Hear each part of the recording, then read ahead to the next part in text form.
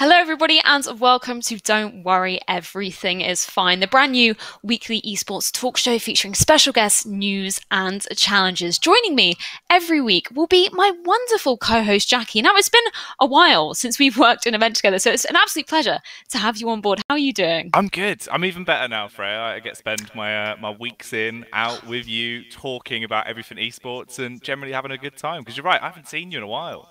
It's been over a year, it must have been. Oh no, Halo Ignite. That was the last time we saw each other. That kind of counts a little bit. And we'll be having another special guest who also featured at Halo Ignite a little bit later on in the show. Starting off the show, how's lockdown been treating you? What have you been getting up to during these times? I've been renovating the shed, obviously. I know. Long-term listeners of the No Majors Club would have seen the fact that I've been talking about the shed a lot. I've been up to no good. I've been taking the walls down. I stripped it all back to basically just bare shed, and I've been slowly rebuilding it. So it's coming along. It's currently hidden behind the wall that reminds me what my name is. I was going to say, I'm very impressed with that. You're really on brand. When did you get that made? That came in today, fresh, because nice. I know. So it's worked out with the time, and it's not too bad. So if I do forget where I am, I can just look behind and go, oh, all right, we're all good. I'm in Jackie's cave. Great, lovely stuff. Have you been playing any games particularly recently? Bits and bobs. I've been getting a bit in of Valorant, been playing some of that, of course, you know, trying to follow in the footsteps of the Fish123 boys that have been causing a ruckus. But just whatever I can get my hands on, really. It's been one of those lockdown moments where you just play absolutely everything in your Steam library. Exactly, yeah. There's some games in my Steam library that haven't been downloaded probably ever. And they've got their first plays during lockdown, which is always good fun to be had. And I'm very excited to be getting into all the content that we're going to be showing on this episode. We have some very special guests joining us. So we're going to be starting off with Sadokist, got Lethal, Medic, and Tobiwan. Is there anybody you're particularly excited to talk to today, Jackie? Oh, Freya, you know me. Obviously, we shared those moments back at Halo Ignite. I love my little man, Harry. I cannot wait to get my hands on Lethal. Well, he'll be joining us very, very shortly indeed. Now, we've got a lot of content to be covering in this inaugural episode of Don't Worry, Everything is Fine. We're going to be back every week discussing different topics, which we'll get onto shortly. But I think we should start off talking about a little bit of esports news that's been going down recently, because we've seen a lot of stuff coming out over this lockdown period. I want to start off with the big one that's come out today. It's Glaive taking a step down from Astralis, and obviously that 7-man roster already coming into play. What are you kind of making of that? It's curious, right? Because I was actually a big subscriber back in the day of Yugi, of thinking he was truly one of the better Danish players that could do so much. It felt like he was given so many opportunities, but there was never quite that spark of sort of power and majesty that he had before he qualified into Pro League. We just saw glimpses of it. Now he's actually been given such a huge shot. And obviously, as you said, with Glaive having to take a little bit of time out for his health, right? This is your moment to walk in there, absolutely show that you are a top-tier Danish player and that he can be sick at the game, versus where we've seen so many critics of him popping up more and more the longer he's been struggling to sort of hit that stride again. Yeah, no, I totally agree. They had their first game today, I believe, as well. And what an opening it was. 2-0 against Heroic. Obviously, I'm just looking at the scoreboard here. Yugi did bottom frag, but again, that's expected for sort of that in-game leader kind of position. What are you making of these 7-man rosters that are coming into play? Obviously, we saw them signing a 6th player, I think it was a couple of months ago, and Yugi coming on as their sort of 7th man. What are you making of the sort of perhaps progression to teams having more than just 5 players on their rosters? Well, it's curious, isn't it? It's a weird one in CS because we finally got to that point now where it seems like people are trying to look at like the new horizons of where they can go with it and how they can further better a team. This is one way of doing it because obviously everyone travels so much. There's so many events where it's just chock full. Maybe this is how you combat that and sort of reduce the fatigue on your players. Personally, I'm still a little bit just, you know, I'm standing on the sidelines. I want to see how it goes at first. I don't really know if I agree with it yet, but I get the idea for it. I see what they're trying to do. Yeah, no, I totally agree. And I think Astralis is definitely an interesting case to have as sort of the first test run, if you will, because they've been under a lot of pressure as a team. As Glaive kind of said in his very brief twit longer, but totally understandable. There's so much pressure constantly on them. That must take a toll on your sort of mental capability as well, right?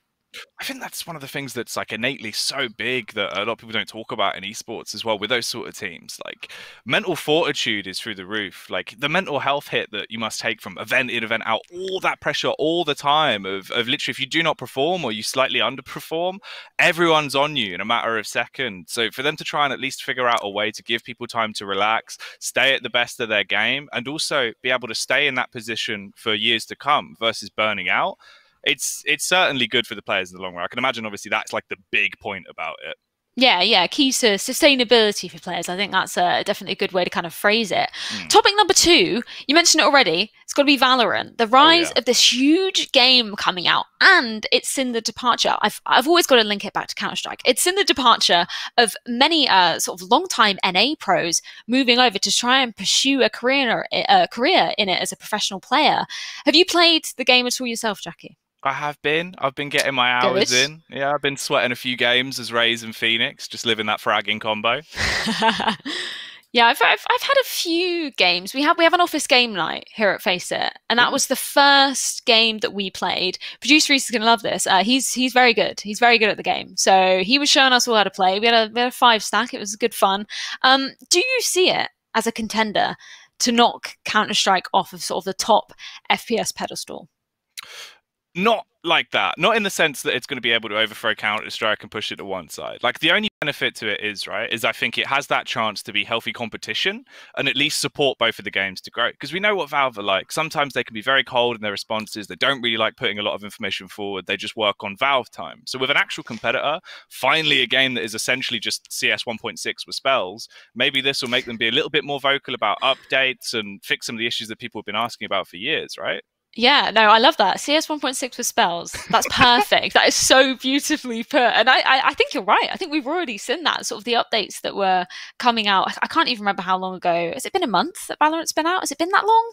I don't know. Surely. Time's gone weird, isn't it? Hasn't it? I'm like, what day is it? What time is it? Could be 7 a.m., could be 7 p.m. I have no idea. But after the release of Valorant, we did see some updates, some crucial updates being pushed to Counter-Strike. So I think you're right in the sense that, yeah, it kind of puts that sense of pressure onto the devs, and potentially they can both coexist beautifully. Oh, absolutely. Like, competition is healthy, and CS hasn't really had a game that is so similar. Like, Valorant, straight down to its core, is literally Counter-Strike. It copied everything it could and just tried to alter things and throw a couple of mechanics on top. So now it'll force Valve to go, all right, well, maybe we like this that they've added, but we don't like this. Let's add a few of those things and try and change our game slightly based off it, which is good. Competition's only better for the like evolution of the scene, really. Yeah, no, I totally agree. And I think it kind of echoes Rainbow Six as well. I remember when that game was kind of released and everyone was going, oh, potentially the death of Counter-Strike. But actually, it's just bred two really cool separate communities and brought more people in to watching esports as a whole. And I think the differences in both games are going to bring different kinds of people. So yeah, I didn't jump on that bandwagon of it's going to kill CS is dead. I think it's just a good thing for esports to have all these different games coexisting beautifully together. It certainly is. I mean, the one thing that it's possibly not been a good thing for, apart from a select 5 players, is the UK CS scene.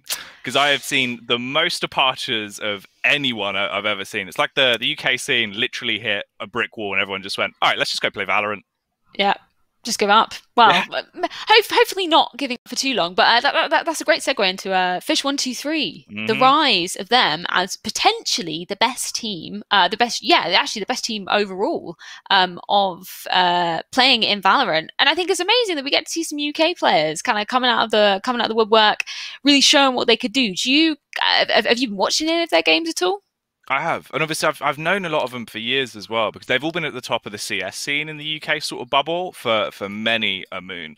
And it's great because a couple of the players that are in that roster were like the younger, really good talent, like sick aimers, but hadn't got that chance to do much sort of, outside of the European scene in CS. Whereas here, they've had a chance to just straight give it online, because Valorant is a lot more aim heavy. So players like Link probably at one point was one of the top aimers in the UK. Dom, you could say the same for him. You throw them into a lineup where you've got Sliggy sort of just sat behind them, trying to keep them all calm, all collected the whole way through. They're going to do damage. And they've proved that with win after win at this point. Yeah, no, I mean it's bittersweet for me because obviously Sliggy is probably the best observer. I mean, yeah, the best Yeah. observer in Counter Strike.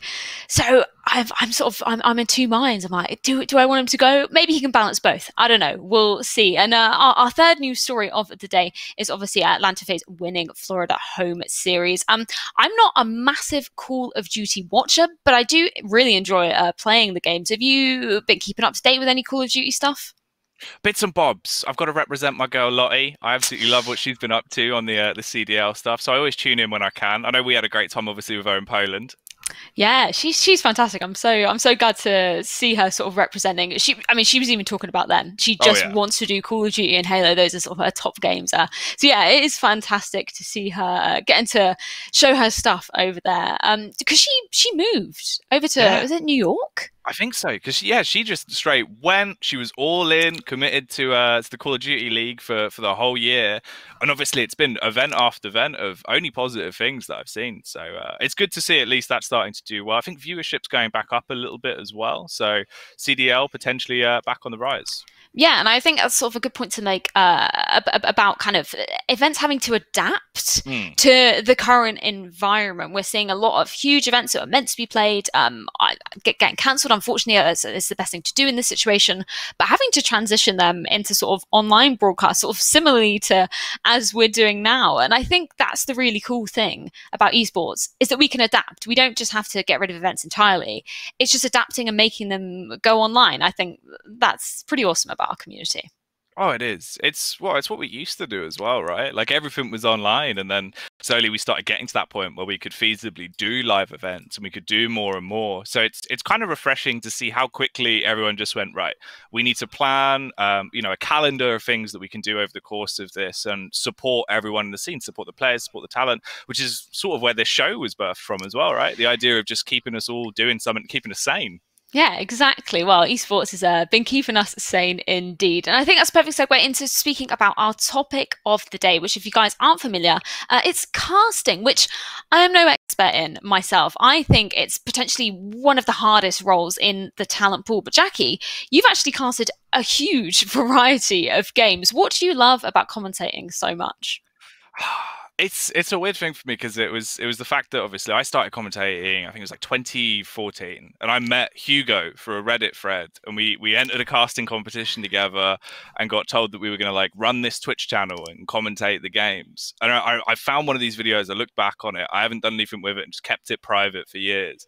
But it's like the transition of like 4 years or 5 years or whatever it is of looking back at when I used to cast to where I am now, and like the growth of actually understanding how to be a better commentator, how to learn from like the wealth of talent we have in esports as well, and sort of just gain new skills from being around them at events and how they analyze the game, how they talk about the game. It's crazy. It's a good creative outlet as well. I was always a big fan of rap, and that's like the weird transition for me. Is a lot of it was that I liked the beat to it, the tempo, and like the lyricisms of what you could do with commentating. So I think it's really interesting. Casting's got like a whole crazy split of skills between person to person. That's nuts. I didn't know that you've been doing this for 6 years now, if my maths Something is like that. correct. Something like that. That's insane. What was that first event like for you? Oh, we did. I think it was a good like 7 months of online stuff. Where me and Oh, Hugo wow. used to produce and stream stuff called Friday Night Frags, and it was with a German guy called Knox, I think his name was, for 27 in one.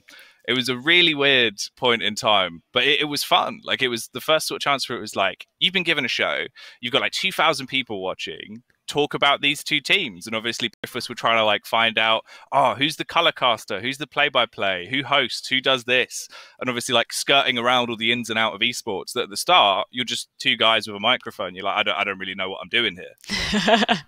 What was that kind of development process like for you? I think I've sort of had the same feelings looking back at Mm. old work and being like, wow, it is just poles apart looking at where I started and where I am now. What's that kind of like for you looking back? It's I think it's just as humans as well. You always want to be better, don't you? So like, when you look back, even if it's like 12 months ago, you're like, oh, I don't want to watch it. I don't like what I did here. I don't like how I sounded. Like you can clearly notice your improvement because you just get better. The longer you go on, the longer you do something, the more hours you put into it. But I've definitely noticed like a huge growth, sort of month in, month out. You spend your time trying to figure out what you can do better, where you can improve, and just doing more as well. It's the experience you gain with it. And I think we genuinely have some of the most most talented people in the industry that me and you get to work with as well. And we're so lucky in that sense because you can learn from everyone and it helps further you as a personality. Yeah, I love that. And I think it's awesome that skills somewhat transfer between roles as well. Because I know you're not just a commentator, obviously you're a host, you're co-hosting the show with me. Do you feel like there's any sort of skills that transfer from your kind of hosting abilities into your commentating abilities? Is there anything kind of transferable between them? Oh, absolutely. I think you learn so much the more you do, even like inside of working in different games. I feel like I've become a better commentator over doing more titles as well. Because essentially I've pretty much only work in FPS, but I've done a few other bits here and there hosting, like I did Hearthstone at one point. And it was fun because obviously you learn sort of different approaches with how a completely different world of talent would operate and do stuff. And it's things that otherwise you might never have had your eyes open to. Because obviously if you're so tunnel visioned on just one thing, you never really let anything else in. But there's so much that you can sort of apply from being a commentator into being a host. It's crazy the amount of different things you pick up just experiencing more. Yeah, totally. Because I know you've been doing a little bit of Quake as well recently. Yeah. What's kind of the main differences for you between commentating Quake and maybe commentating Counter-Strike? Quake's fun because it's very reminiscent of CS in the sense of like that clutch style of gameplay where obviously you have to build a moment. Like we had a game that was 26 minutes long with one frag that decided it. So, oh my God. I know, it was absolutely bizarre. It was the weirdest series to go into, but people loved that matchup because of how much weight there was on every fight between everyone, right? Because it's like at any point someone could find a kill, win that. It was the last map of a best of 3 and they're through to like the semi-finals. Instead, it just kept leaving them both on like 10 stack and they had to run away. So you learn to basically commentate it similar to how you would build up a clutch in CS. Like you know when to leave those low points, you know when to build the hype when you think the frag is going to come. So it's so many similarities in Counter-Strike where it is just that true test of skill on an individual player, which is why it is actually quite fun to cast Quake. Yeah, 100%. Horrible question time. What's your favorite game? If you'd had to pick one that you were going to do for the rest of your life, I know we just talked about it being great with diversity, but if you had to do one, what would it be? It's got to be CS. It's always been CS. I don't think I'd be, well, I wouldn't be where I am today without Counter-Strike. It's the game that gave me everything. If it wasn't for my mum letting me just play far too much Counter-Strike Source when I should have been doing stuff in school, I would never be the man I am today. So I feel like that's the story of like every single person in esports. Sorry, mum and dad, but actually look where it got me today. But I think that is the perfect segue to bring in our first guest of the show. And we are starting off with a bang. Joining us, one of the most renowned casters in the business is, of course, Sadokist.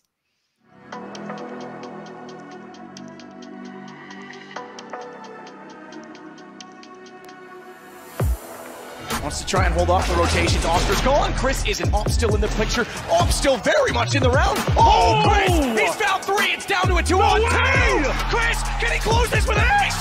Oh my God!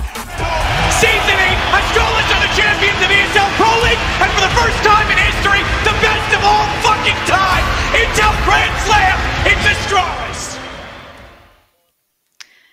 Thank you so much for joining us here, Matt.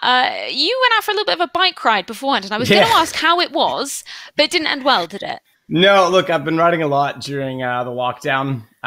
It's kind of the only thing I can do. I'm supposed to be in the race car like next week, but obviously that's not happening. So I've kind of like gone all in on the biking, and I hadn't had a crash yet. Normally I have a lot. And all year I've been riding really well, so I was due for one, and I had one of the biggest ones I've ever had, like about 2 hours ago. So yeah, I'm a little sore. I won't take off my shirt because Twitch TOS, but yeah, my back's all red and cut open, and it was lovely. It was great. Not the best way to start your morning. Is that kind of with your bike riding and stuff? Is that the sort of way you've been starting off every single day in lockdown? Usually it's the way I end every day, because it's just better at night, I find. Usually my brother can come along. He's done work. He's been working through all this from home. Most of my friends are freed up, and it's just cooler temperatures. Not that it's very hot in Canada, but when I take the dog, that certainly comes into it. She normally rides with me.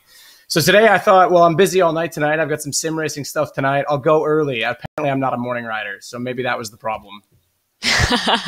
Unlucky timing. Yeah, definitely there. We've been talking a lot about kind of diversifying a sort of games that we're doing. And I know you've kind of shifted to focus to go towards a sort of race simulator games. And that's been pretty cool during the lockdown because obviously everything's had to transfer over to being online. Can you talk to me about what you've been doing in these games? Yeah, so good timing, I guess, because I was already kind of doing less CS, as kind of everyone I think noticed. I built this room to be a little bit more entertaining for myself. I'm calling it my COVID cave lately, but it's just, yeah, it's got, I mean, you can see the Sims behind me. So basically racing, to answer the question, obviously there's no racing, there's no sports right now, although some tests have started up again. There's rumors whether or not Formula One will start in July now and how they're going to do the schedule. NASCAR has already gone back with no audience. And some of my friends and some of the drivers I know are getting into cars to do testing like in the next week or two. So that's all good that they're going to go back. But during the time that they weren't racing, Sim is kind of the only esport, if you will, that is a direct simulation of real life. Obviously, there's no G-forces. The temperatures are not the same. You're not melting to death in a fireproof suit inside of a cockpit. But the skill set is very similar. So it had adopted a lot of the real drivers and had a massive wave of promotion. And through sort of my involvement with the channel where I did some hosting for World's Fastest Gamer and host a vlog on my series, just kind of got involved with the stuff that they were doing and started hosting. And I haven't actually done any commentary per se, but done a lot of interviews and a lot of hosting and sort of a lot of like the analytical aspect, the side role, the reporter, what we would call in CS, I guess. Oh, that's really cool. I was interested as well because I've seen you've been quite active on Twitter and being vocal in response to a lot of people that have had their conversations about iRace and some of us the actual professional racers as well and getting involved with that. There's been a lot of debate. I think it was about the was it the tire frequency? Tire model. Yeah. What's your thoughts on that? That was one of the things that I was reading through and I was like, all right, this is actually quite interesting as a novice that's just reading from the sidelines. Absolutely. So obviously the top end sims, the three big sims I would say in sort of top end would be iRacing, R-Factor 2, and a set of Corsa Competizione. They try and model as much of real world physics as they can. So tire heat and tire cycle is a massive part of driving, and that changes suspension dynamics, which you can adjust in the games, whether it's rebound, high speed compression, low speed compression, toe, caster, camber, all of the above, roll bars. You know, there's guys that put weeks into getting setups dialed. And iRacing has changed their tire model recently to have more of a less of a fall off on the tire over time. So previously their old model, I think, felt better personally, but it would be fast out of the box, but then it would fall off, which a real tire does do. My tires on my car are fast for the first 4, 5, 6 laps. And then once they start to get a full heat cycle and the release compounds out of them, they start gradually slowing down. That's normal for a tire. iRacing thought that they were a little bit too inconsistent. So they tried to go all out and add a different heat model, essentially, that they're horrible on when you first come out of the pits. They're super cold, which is true. Yes, a cold tire doesn't have a lot of grip, but they've gone too far with it. And then they don't have, once they go over the peak, there's no, like in a real car, you can slide it. You can still kind of play with grip. It doesn't just disappear. Whereas with them, it falls off a cliff now. It's like my biggest concern is that it's like someone read a 101 book on how to drive and was like, smooth is fast. A hot tire has no grip. A cold tire has no grip. And they just put it in literally without consulting real drivers, because that is, yes, that's true. That's basic concepts, but there's still, like, if you watch the really good drivers, they'll be able to slide a car and still get grip out of it and still actually transfer throttle percentages. And so I'm very critical, not because they're not trying. I'm glad that they're trying, but because they've actually brushed off. You know, a lot of people have said it for a while that the tire model wasn't good, but now they have all these pro drivers, like some of the best, if not the best drivers in the world on their sim. And they're going, yeah, we don't care. And it's like, whoa, hang on. Right now is when you should listen. Like, this is the best feedback you're ever going to get, and it's free. So yeah, I've been pretty critical of it, I guess. Those guys don't want to get too vocal sometimes because I know some of them, and first off, it doesn't matter. They're going to be back in the real car. And second, they don't want to piss off a sponsor. Whereas I'm like, I'll take that fight. Let's go. Now, we've been speaking a lot about racing, and you have an awesome home racing simulator setup. We can kind of just see it just behind your camera there. And you very kindly allowed us to come behind closed doors, and you gave us a little tour of your setup. So let's take a look at it. Hey everyone, welcome to my house, I guess. Yeah, I'm going to take you guys in and show you guys around sort of where I've been doing most of my gaming, the COVID cave, I've been calling it, my getaway during all of this. I got my little gimbal. Let's go inside and I'll show you what I'm working with.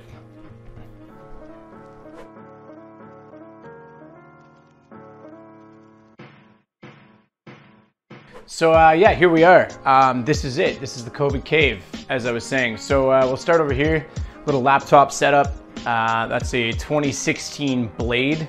It's seen a lot of life. You can see it's got some battery puff from planes. It's due for a reformat, pretty old. This monitor is set up actually in conjunction with the sim rig, which is probably the centerpiece of the room, or as the second monitor for the laptop. So it's not actually plugged in right now. These triples, they're just curved Spectre monitors. They're 144 hertz. I run them at 120 for my sim rig. Nothing special, just nice curves, pretty small bevel. That's kind of what I was going for. This is a super old, massively old Counter-Strike panel that I used to run way back when I played 4x3 and 1.6. One of my first gaming monitors. Just kind of chucked that up there on a single monitor stand sideways. It's pretty janky, but gets the job done. This was my old main computer. It's now the full sim rig, and you can see I'm running the HyperX Alloy on it, as well as the wireless mouse that HyperX sent me. So that kind of transfers back and forth between these two. But it's a pretty old computer. It's got a 1080 Ti in it, but it's like an Asus B-Rock 45 monitor and a Gen 2 i7. So really old, but it does what it needs to for sim. My old keyboard, Razer Black Widow Ultimate, serves as the backup for this PC because sometimes the sim rig is used with my friends to be my secondary PC. X-Track Ripper pad, which is super smooth but lacks the stitching on the edges. As you can see, I'm not sure if you can or not, to be really durable. So I don't run that as my main too often. But then over here, this is the main setup, which is kind of gone to sleep now. So we'll bring it back to life. This is my main setup. A little weird right now because the mic is kind of in the way. That wasn't really the plan. That's just set that way because when I'm on webcam with the Race All-Star Esports Battle, they need to be able to see the sim over my left shoulder, kind of there, and the mic needs to come at me from the right. So that's the way that's set up. But over here, running 240 hertz BenQ monitor on the left as my main gaming monitor, and then a 4K 100% sRGB editing panel on the right, which I use for video editing and photo editing. So this is kind of my media. Obviously, one of the cool things about this desk is that it does go up and down, makes life really easy. It's great in the morning to start standing up, get my coffee into me, edit standing up, game sitting down, keeps the two separate. Running the HyperX desk pad over here with another HyperX keyboard. This is the Alloy FPS version.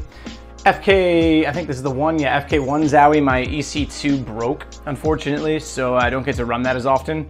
And then this is the new BC, and look, cable management, don't at me. I suck at cable management.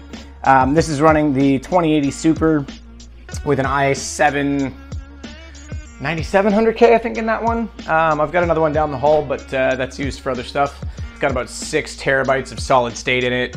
It runs as a backup. I've got, for all my camera gear, I've got like terabytes on terabytes of photos that I have to go through. So that runs as sort of the main media computer and my main gaming PC when I'm not on the sim.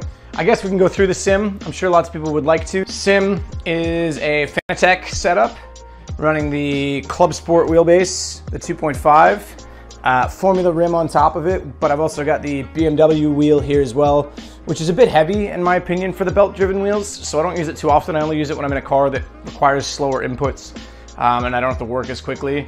Sparko set up in the Rennsport cockpit, and then down below, don't mention my cable management, but there's my sweet V3 invert pedals. They've got a bit of flex. They're not, I would say get the normal if you're gonna buy one, but yeah, they work well. And then the rest of the room's kind of set up. Lots of racing stuff, as you can see. That's my brother in a Formula 2000 car. That's me in a Formula 4.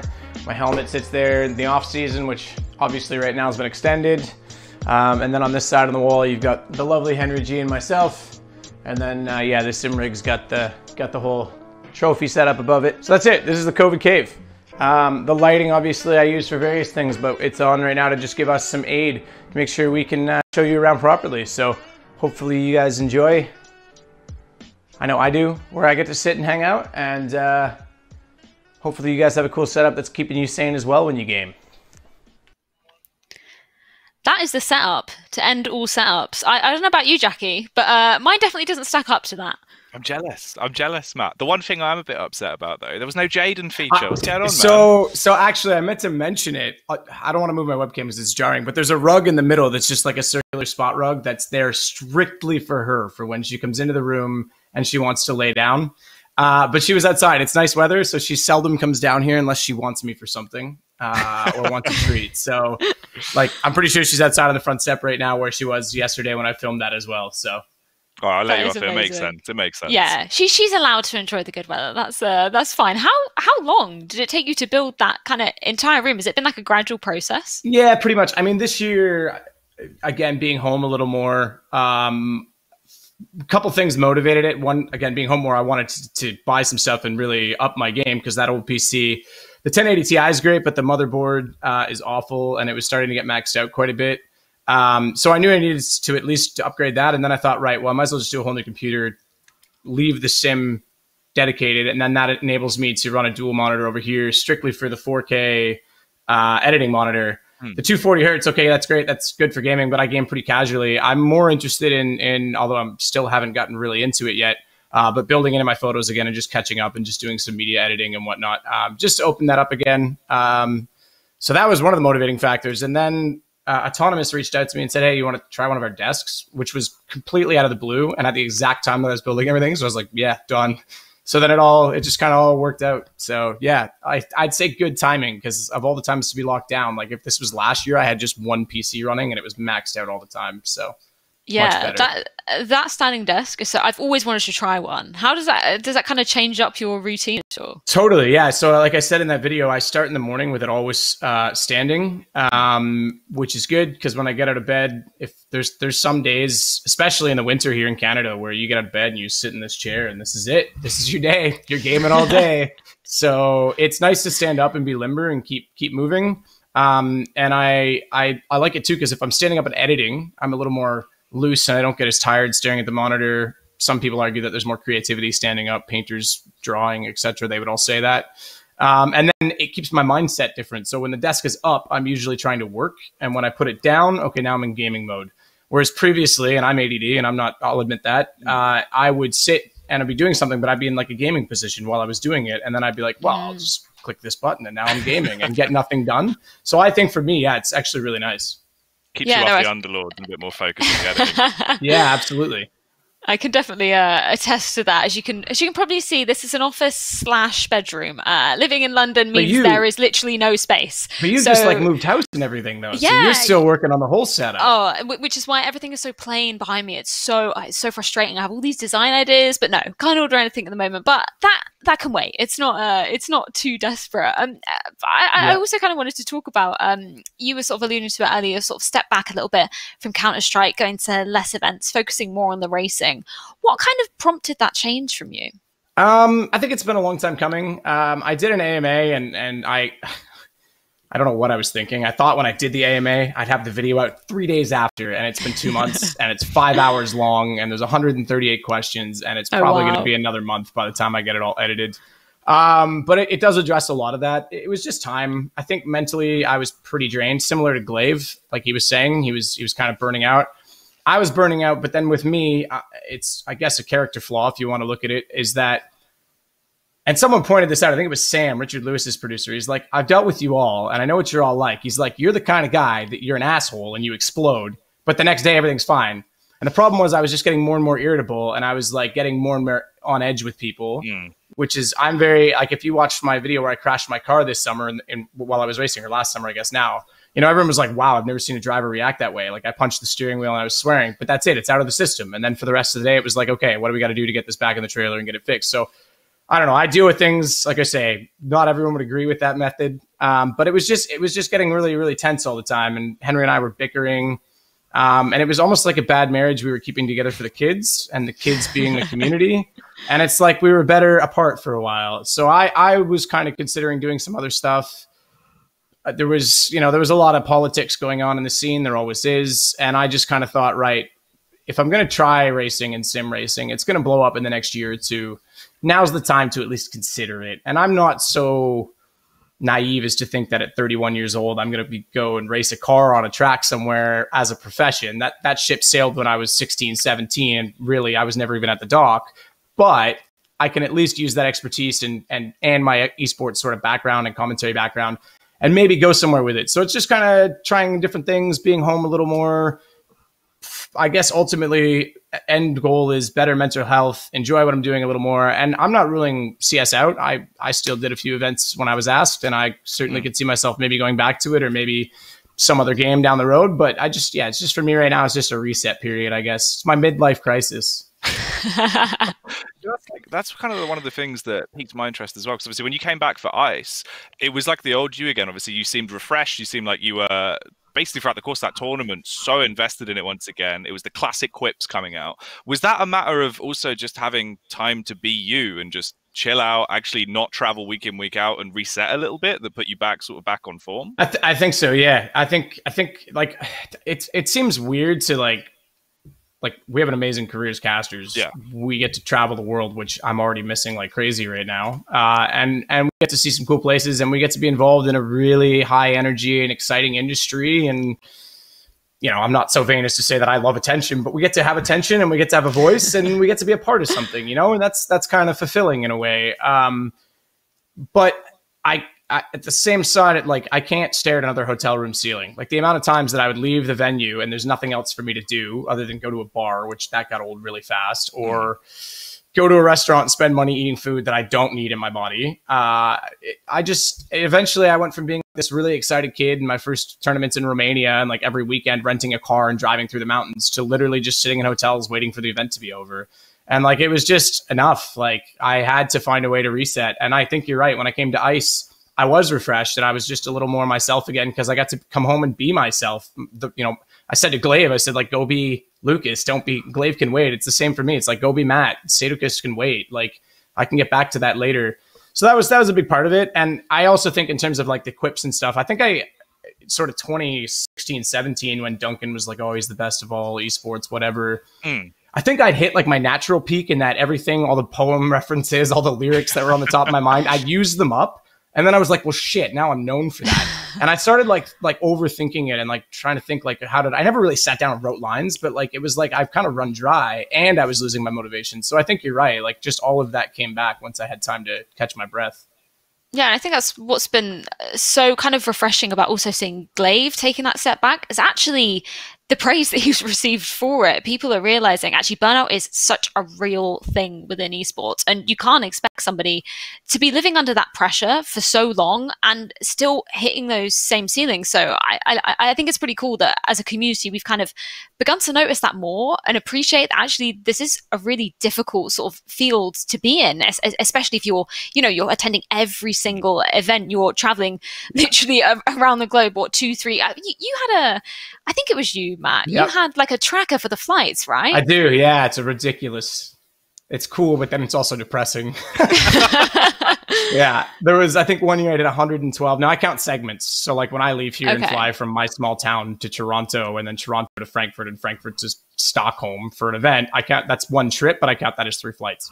So I did like 112 flights in 1 year. And then I think I've done like 300 or 400 in the short, 5 and a bit years I was in esports. So it's a lot of time on planes. Air Canada really likes me. Let's just put it that way. Well, I think it's about time we get some nostalgia up in here. We've collated 5 of your top best casting moments. Let's take a look at them.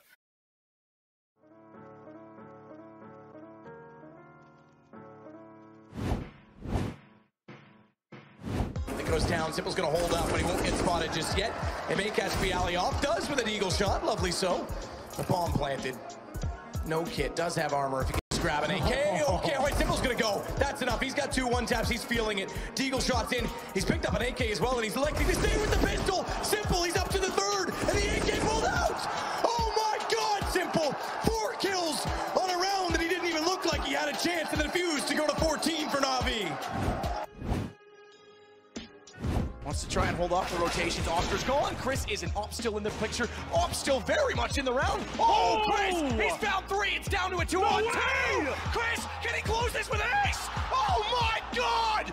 Chris, the Wolf of Wall Street, gets an ace, and it's championship point Esports. So Aloe and Nico gonna go straight in with Glaive to watch them off. Dupree to play it bags. Could swing back in that direction because he isn't going to be pressured, but he doesn't know that. He's also flashed off. Eagle works though. Limited vision, limited weapons. Doesn't even matter. Dupree! Oh, the fourth as well. How sick is this round for him? And he's looking for the ace. The first ace from anyone on Astralis in this tournament, and now they're getting bumped. Okay, Dupree, that's starting to arrive. Back-to-back ECS, back-to-back Pro League, Marseille, Season 7, Chicago, and now for the first time ever at home, Season 8, Astralis are the champions of ESL Pro League, and for the first time in history, the best of all fucking time, Intel Grand Slam, it's Astralis. To just Snacks, does find one. Oh, no. Let's not leave him out of this. The Big Apple, and Snacks is hungry. He's got 1 kill already on the USP. Low HP as well on Guardian and Flamey. He's trying to bait them out, trying to get them into one-on-ones as he dances back and forth between the box. What a shot on Simple! Oh, Guardian, bye-bye! And it's on to Flamey. He's tapped it. Flamey's got a big... What in God's name is that from Snacks? Unbelievable!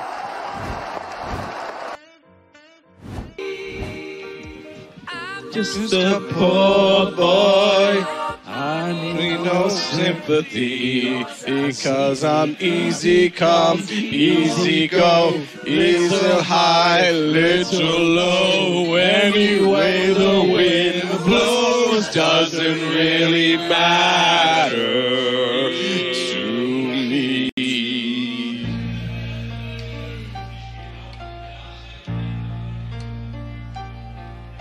Mama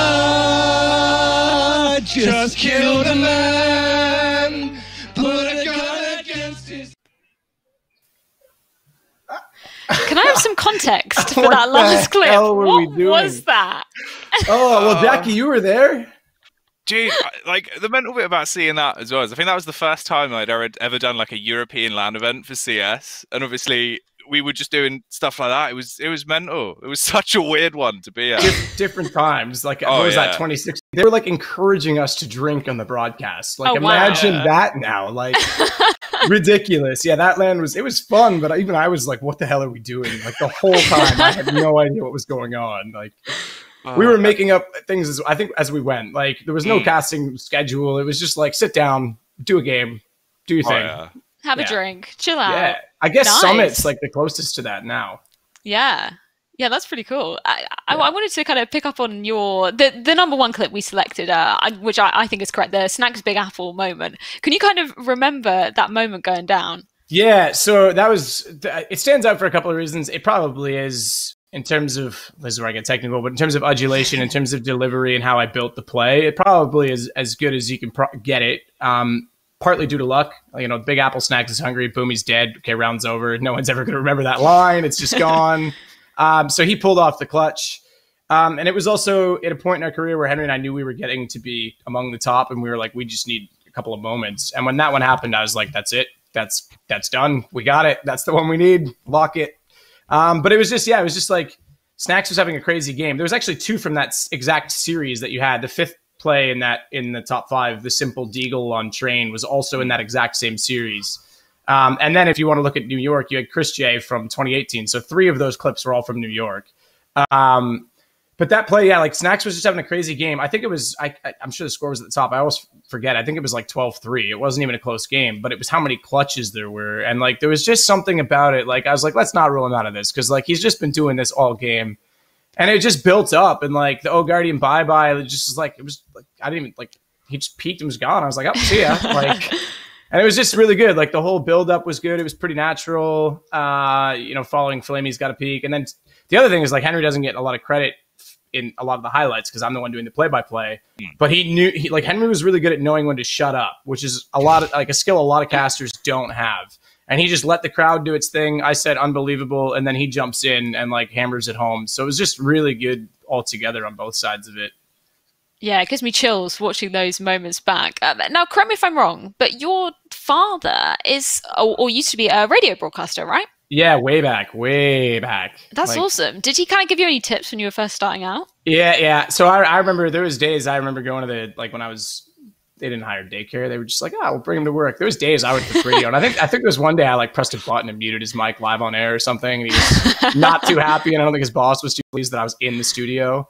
But when I started, X Games, like it was always, you guys were talking about at the start of the show, like, oh, sorry, mom and dad, I did esports and here I am.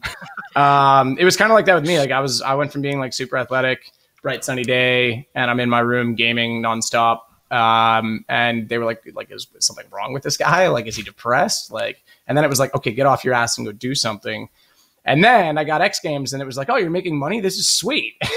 Which is, unfortunately, I think the way it is for a lot of our generation. But then dad was like, right, hang on. If this is a business, we're going to get serious. And there's a story I always tell where, like, I got all these texts being like, oh, great job. You sounded great. Way to go. Like, you're killing it at X Games. And then I got a text from my dad being like, your voice sounded like shit, and we need to work on your breathing. And I was like, okay, dad's on board. Like, he's in. So that was, then he started sitting down, and like we worked on it a bit and working specifically diaphragm. And like he says now, I think he still beats me at reads. So doing voiceovers, he was really good at that. And he still listens to my voiceovers. He's like, what are you doing? But live, he's like, you smoke me now. He's like, I don't have a chance. Like your like delivery is way stronger. So it's kind of cool though, because like he pointed me in that direction and we got going that way. So that's cool, really awesome. Yeah, it's good to actually obviously know that you have sort of that family backing you as well, being able to help you in those moments. And I suppose it shows the passion from your dad then launching into what you were doing. Because was he like a massive influence in you wanting to do it, or was it just sort of very similar that you ended up following in a same sort of line of work? Yeah, so I don't think he influenced me in like the point where I ever really considered radio, but to the point where I always knew like I just imitate him and I could do a voice or a radio voice. And like, so I always, and that's kind of how it actually started for me is I was an in-game leader on a COD 4 team. No one was listening to me and I just started commentating myself and then they were all like, oh, you're good. And I was like, oh yeah, now you listen. Like, thanks guys. So yeah, it just like, I don't know. I did it jokingly and then someone took notice and invited me to a LAN in Halifax, a charity LAN, and then ETS and then ESEA and then X Games. I guess in that sense, he influenced me because I had the background of listening to him do it as a kid and kind of being aware of what was happening, even if I didn't technically understand it. And then I kind of just found my own way through esports by enjoying it, I guess. That's really awesome. Do you kind of remember the first LAN tournament that you did? So have you kind of ever looked back at that yourself? Yeah, well, so the first one I've never like gone back to listen to because I don't even think the VODs exist, but it was like 2012. Frag for Cancer, or I think it was Frag for Charity. That was the year they switched from Cancer to just Charity. Anyway, it doesn't matter. Charity Land, Dalhousie University in Halifax. And they were like, oh, the game's CSGO. And I was like, whatever, CS is CS. I got this. And then I got there and they were like, hey, you want to admin too? And I was like, sure, can't be that hard. And they were like, all right, how are we going to decide sides? I was like, Zeus rounds. And everyone was like, what? And then like the first game, I was like, trying to talk about wallbang spots that don't exist on train, like at all in CSGO. And like the hype was still good. Like if you listen back, you're like, oh yeah, that's Sadokist. But like it was terrible compared to like the technical ability now. But yeah, it was like, I don't know. I was just like this hyper kid that was like, got this. Don't worry about it. No one knew anyone that was there. So it was fine. We all have those memories of our first LANs. We were kind of speaking about it before, Jackie. Do you have any embarrassing moments you want to share with us? Oh, I'll have to dig it out at some point. We'll try to throw it up at some point. But I do have that very first time me and Hugo ever commentated. I think it was literally the first time both of us had ever done any work in CS, and it's a video of both of us doing it. I think it's like a cash game. It's just literally, it's just us shouting for like an hour. Like I watched it back once and was like, this is just outrageous. Like, what were we thinking? Well, I think it is. I think it's about time to get another guest joining us, and it's of course none other than Lethal. So please give me a hand welcoming him.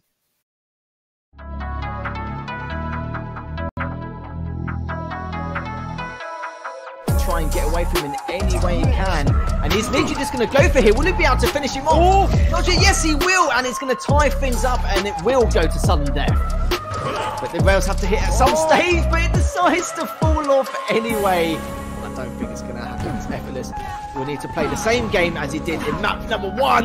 His jump is so weak, and that was a beautiful rail again from Effortless.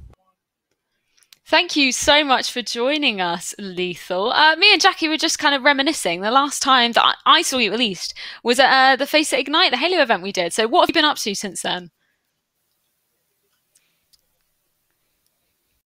It was. God, time has flown.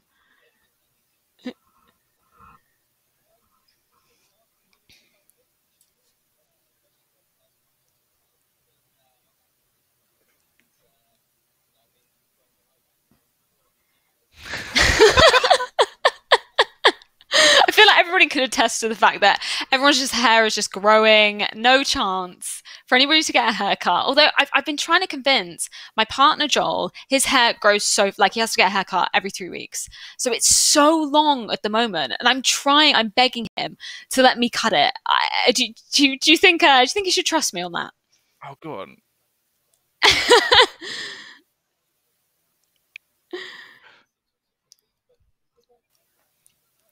Eyebrows.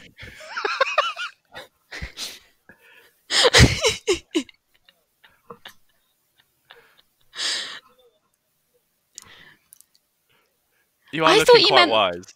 I thought you meant like the hair in between your eyebrows, but you mean like actual eyebrows, right? I mean, like the monobrow. No, unibrow, yeah. I managed to avoid that point. It's just literally it goes out like this, completely. Just the girth. Yeah, honestly, they are thick. It's ridiculous. Interesting. Isn't that like Hugh Jackman and Wolverine though? Like, couldn't you just do that now? I have been tempted, and people have suggested it, but I've not really tried it yet. But next month, it's definitely a good shout. Definitely give it a try.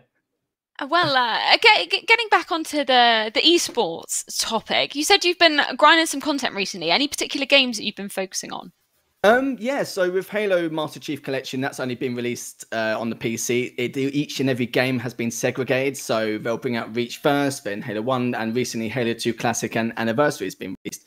That was probably the titles I was competing in and at my best at the time, so I wanted to kind of, you could say, relive those moments in the stream and just try and do what I can. And it's nice because I'm playing against also other ex-pros from back in the day who've also made a comeback and decided to kind of give it another go. But it's also another learning experience because the meta's changed. It's been like, 15 years since it was last released and last came out. So it's nice to give it another try, give it another bash again. That's great. Great to hear. What's it been like kind of starting up streaming? I know that you sort of mentioned it's been a sort of a focus for you. What's that been like? It's been off and on, really. I've been pretty much living in a NA time zone due to the fact that because more of the population is NA related rather than EU. So a bit of late starts here and there, but that's completely understandable. But I've been more grinding due to the fact that the Halo Pro Series has only just been released and they've announced it just due to the fact that Halo 2 Anniversary are going to be the next tournaments for Halo over the next couple of months. So I've been playing that, just keeping up my momentum and my prep to make sure that I understand everything which is going on and just keeping up with what the teams are up to. But at the same time, I thought I might as well stream just to follow suit in that respect. Does that mean we're going to see the return of Lethal and Infinite? I think I'm a bit old for that now. But I did actually... I did have a team lined up and we were practicing and I was going to come out of retirement after like the first time in 4 years to maybe try and compete in one of the Halo 2 Classic events. But sadly, it's not to be. It will be Anniversary. I think they might have had Classic events maybe on the sidelines. I'm not really too sure. I'm just making assumptions at this point. But I was looking into it. I thought, well, I'm 31, nearly 32. I might as well give it another try. I've still got that... the mental game. I've still got a little bit of that killer instinct because I haven't won an event in such a long time. So I really wanted to crack the States once more. But yeah, it looks like it's not to be. So it looks like I'll continue the content grind and the casting for now. Oh yeah, because you've been in Halo like a really, really long time. How's the scene kind of changed for you over that period? Over the last 18 years, it's been very up and down, I'd say. Like 2002... Like, I'll give EU as a clear example. So we started off with like 40 to 50 people, and then at one point it was 100, and then it just like blew up massively during the Halo 2 scene. Halo 1 never had any online capabilities. We had to use tunneling devices or like basically anything like Xbox Connect or X-Link Kai. We had to try to force our way to even try and play online. And then with Halo 2 and Xbox Live, it just completely exploded out of proportion. It was massive, it was huge, everyone was playing it and competing in it. And I'll probably say Halo 2 and 3 was way ahead of its time. There was so many different things you could have done there and then. And even in 2020, everyone remembers like a lot of the ex-pros or some of the old pros back from like 2006 or 2009, just randomly. And some of them do come out of the woodwork and actually do try their hand at either just streaming, or most of them now are actually casters or analysts, or some of them maybe moved to different games. Like you've got at least 4 players. I think you've got 4 more enabled, Frosty and Shotzi. They've been all doing fantastically in the CDL, the Call of Duty League. And it seems like so far, everyone's been going their separate ways, but at the same time, we're just waiting for Infinite. I think with the Halo MCC on PC. It's kind of like a delay until Infinite does get released, hopefully in November. Well, you and Jacky you've been doing a little bit of Quake together, haven't you? What's that been like? Oh, yeah, it's been good. I think it's been pretty incredible, actually. You know, we've been casting quite a lot during the last stage, and we've been working very well together. I think we've kind of found our niche in some respects, and it's nice to get back into Quake again. When I used to compete professionally in Halo, it was nice to. I used to, in my spare time, I know nowadays people will play Fortnite or CS, etc. A lot of the console players. But back then, I was playing a little bit of 1.6, but at the same time, I was kind of watching all the Quake 3 tournaments and the Quake Live tournaments whilst I was practicing or just waiting in between scrims just to see exactly what was going on. But it was it's great to get back into Quake. The last time I was involved with Quake Champions was 2017 EU Regionals. I did few bits and bobs here and there, but it's nice to actually get back into the scene. Of course, with my main man Jacky here, it's nice to back with him and back with a game I really love. Yeah, exactly. No, it is. It's nice to be working with you because obviously that's the interesting part, right? Is like when you came on at first, you're talking about Halo because that is like your background. You were a professional player. A lot of people now just look at you as a commentator because that's what you've been doing for past year and a half now. It's not been too long, really, is it, since you started doing analyst work? That's right, yeah. My first gig was the ESL Pro League, December 2016, if I remember rightly, and that was for, Halo 5 at the time. But I didn't really want to get involved with the whole casting, analyst, or desk hosting side. I just wanted to keep playing. I just wanted to keep competing. But I knew at some point in my lifetime, there's going to be a dead end. I have to retire at some stage. I should have retired back when I was 20 or 21. But instead, for some weird reason, I kept it going till I was like 28, 29. I should have stopped there and then and just put the sticks down. But of course, like an idiot, I just continued and had some top placements here and there, but weren't like winning placements. So kind of got my nerves a little bit. But yeah, back to the casting. It was literally 2016 December. Sims asked me the first time. I said, no, I'm not really comfortable on camera. And then the second time he asked me, I said, I don't think I'm interested. But he asked me a third time, and he basically said to me, well, if you can play in front of a crowd, why can't you, cast in front of a crowd or be an analyst? And I was like, yeah, he's made a fair point. But at the same time, he did say, well, how about you come on board as an analyst? You know your stuff anyway. You won't have to commentate or practice or anything like that. Just give out your verdict and opinions on exactly what's going on and why, and then have done with it. And I was like, okay, yeah, that's fair enough. So I was working with, I think it was Red Eye and Sims on the desk at the time. And I was working with people I've known for years and years, like since 2002, 2003. So it was nice to at least be in my comfort zone and with people I know at the exact same time. I was an analyst for like 2 years, and I started getting more into casting in 2018 and then more into the host side of things 2019. That's interesting you say that you didn't feel like you'd be sort of comfortable on camera, because I feel like, you're totally natural. Every time I've worked with you, you've just, seem to get on with the job. Was there any kind of strategies that you used to make yourself feel a little bit more comfortable when you were going on camera?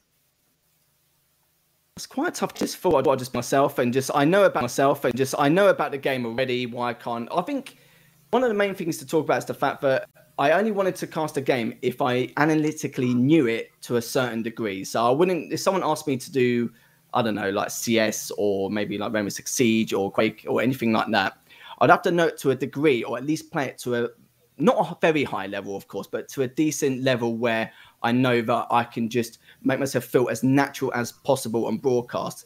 Then I thought that was one of my main strengths, to actually be natural on camera for whenever a gig comes up. I think it's time for a little bit more nostalgia. We're going to take a look. We've got a new segment here. We're trying this out. This week in Esports Past. So we're going to look back at things that have happened maybe a couple of years ago on this day or a year ago on this day. We're going to start off with Counter-Strike, because would that be on brand for me? Of course not. ENCE actually won Blast Madrid over Astralis. I think it was 6 days ago this year to the day, which was, I think, kind of a pivotal point for the sort of Astralis moment. We were sort of talking about them maybe falling off a little bit, sort of skipping a few events.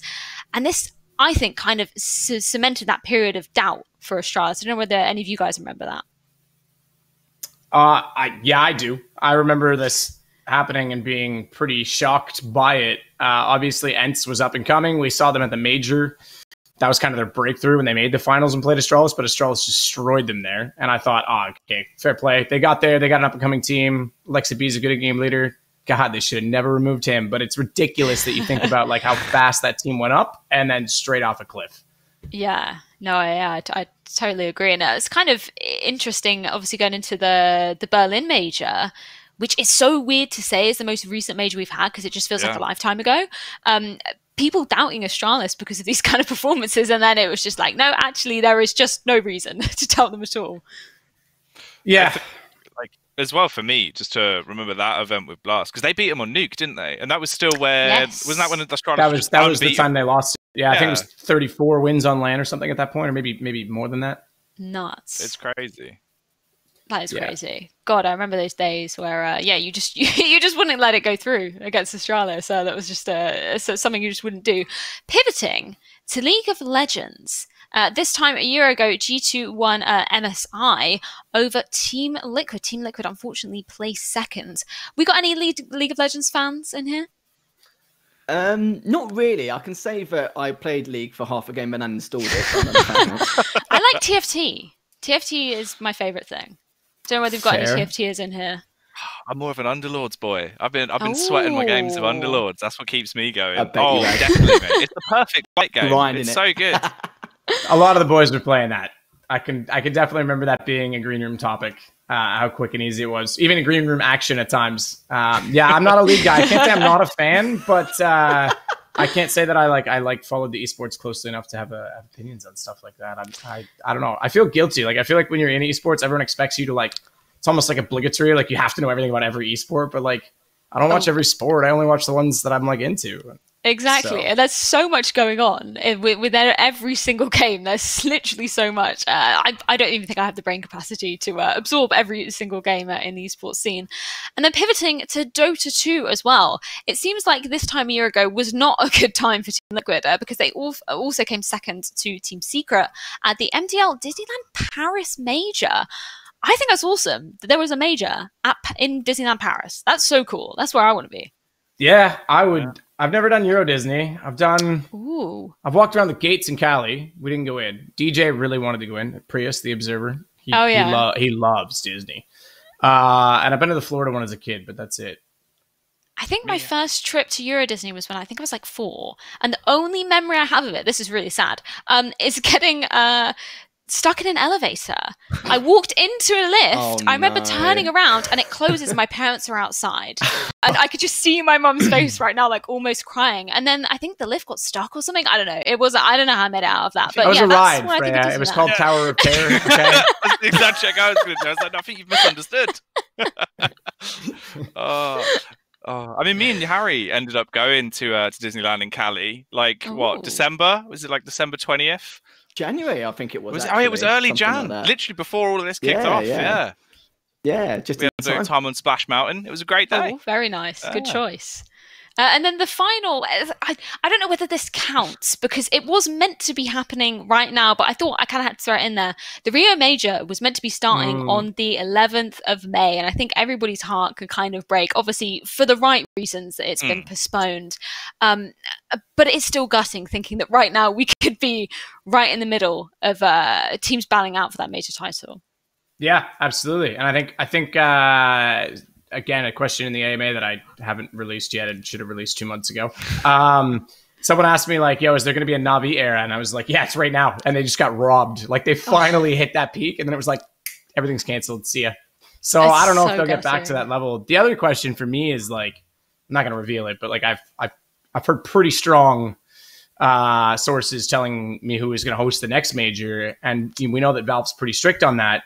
Now that slot has become Rio. So does Valve just graciously say, oh, you guys get the next one? Are they going to make a new application process because people haven't been events? It's going to really change a lot of the scene and sort of the structure of the TOs and stuff like that. So yeah, it's going to be really interesting. Yeah, and obviously today it just got announced with the RMR events that are going to be happening for the regional major rankings. CS Summit are going to be hosting one, which I think is really cool. It's next month, I believe. Yeah, I look, they got to do them as regionally as they can, or as best they it is what it is at this point. Online CS, love it, hate it, whatever. You gotta do it. It's the only way it's gonna work at this point. To fully reset everything, it would take way too long. No, I totally agree, and I think it's cool that that I think that was something that people were potentially worried about, was teams getting those slots, and then it's been, I think it was going to be something like 13 months with the new date for Rio to be in November, and it's like, will teams even have the same rosters at that time, be on the same form? So I think it's kind of cool to see a ranking system to sort of come in to feed in to the next major.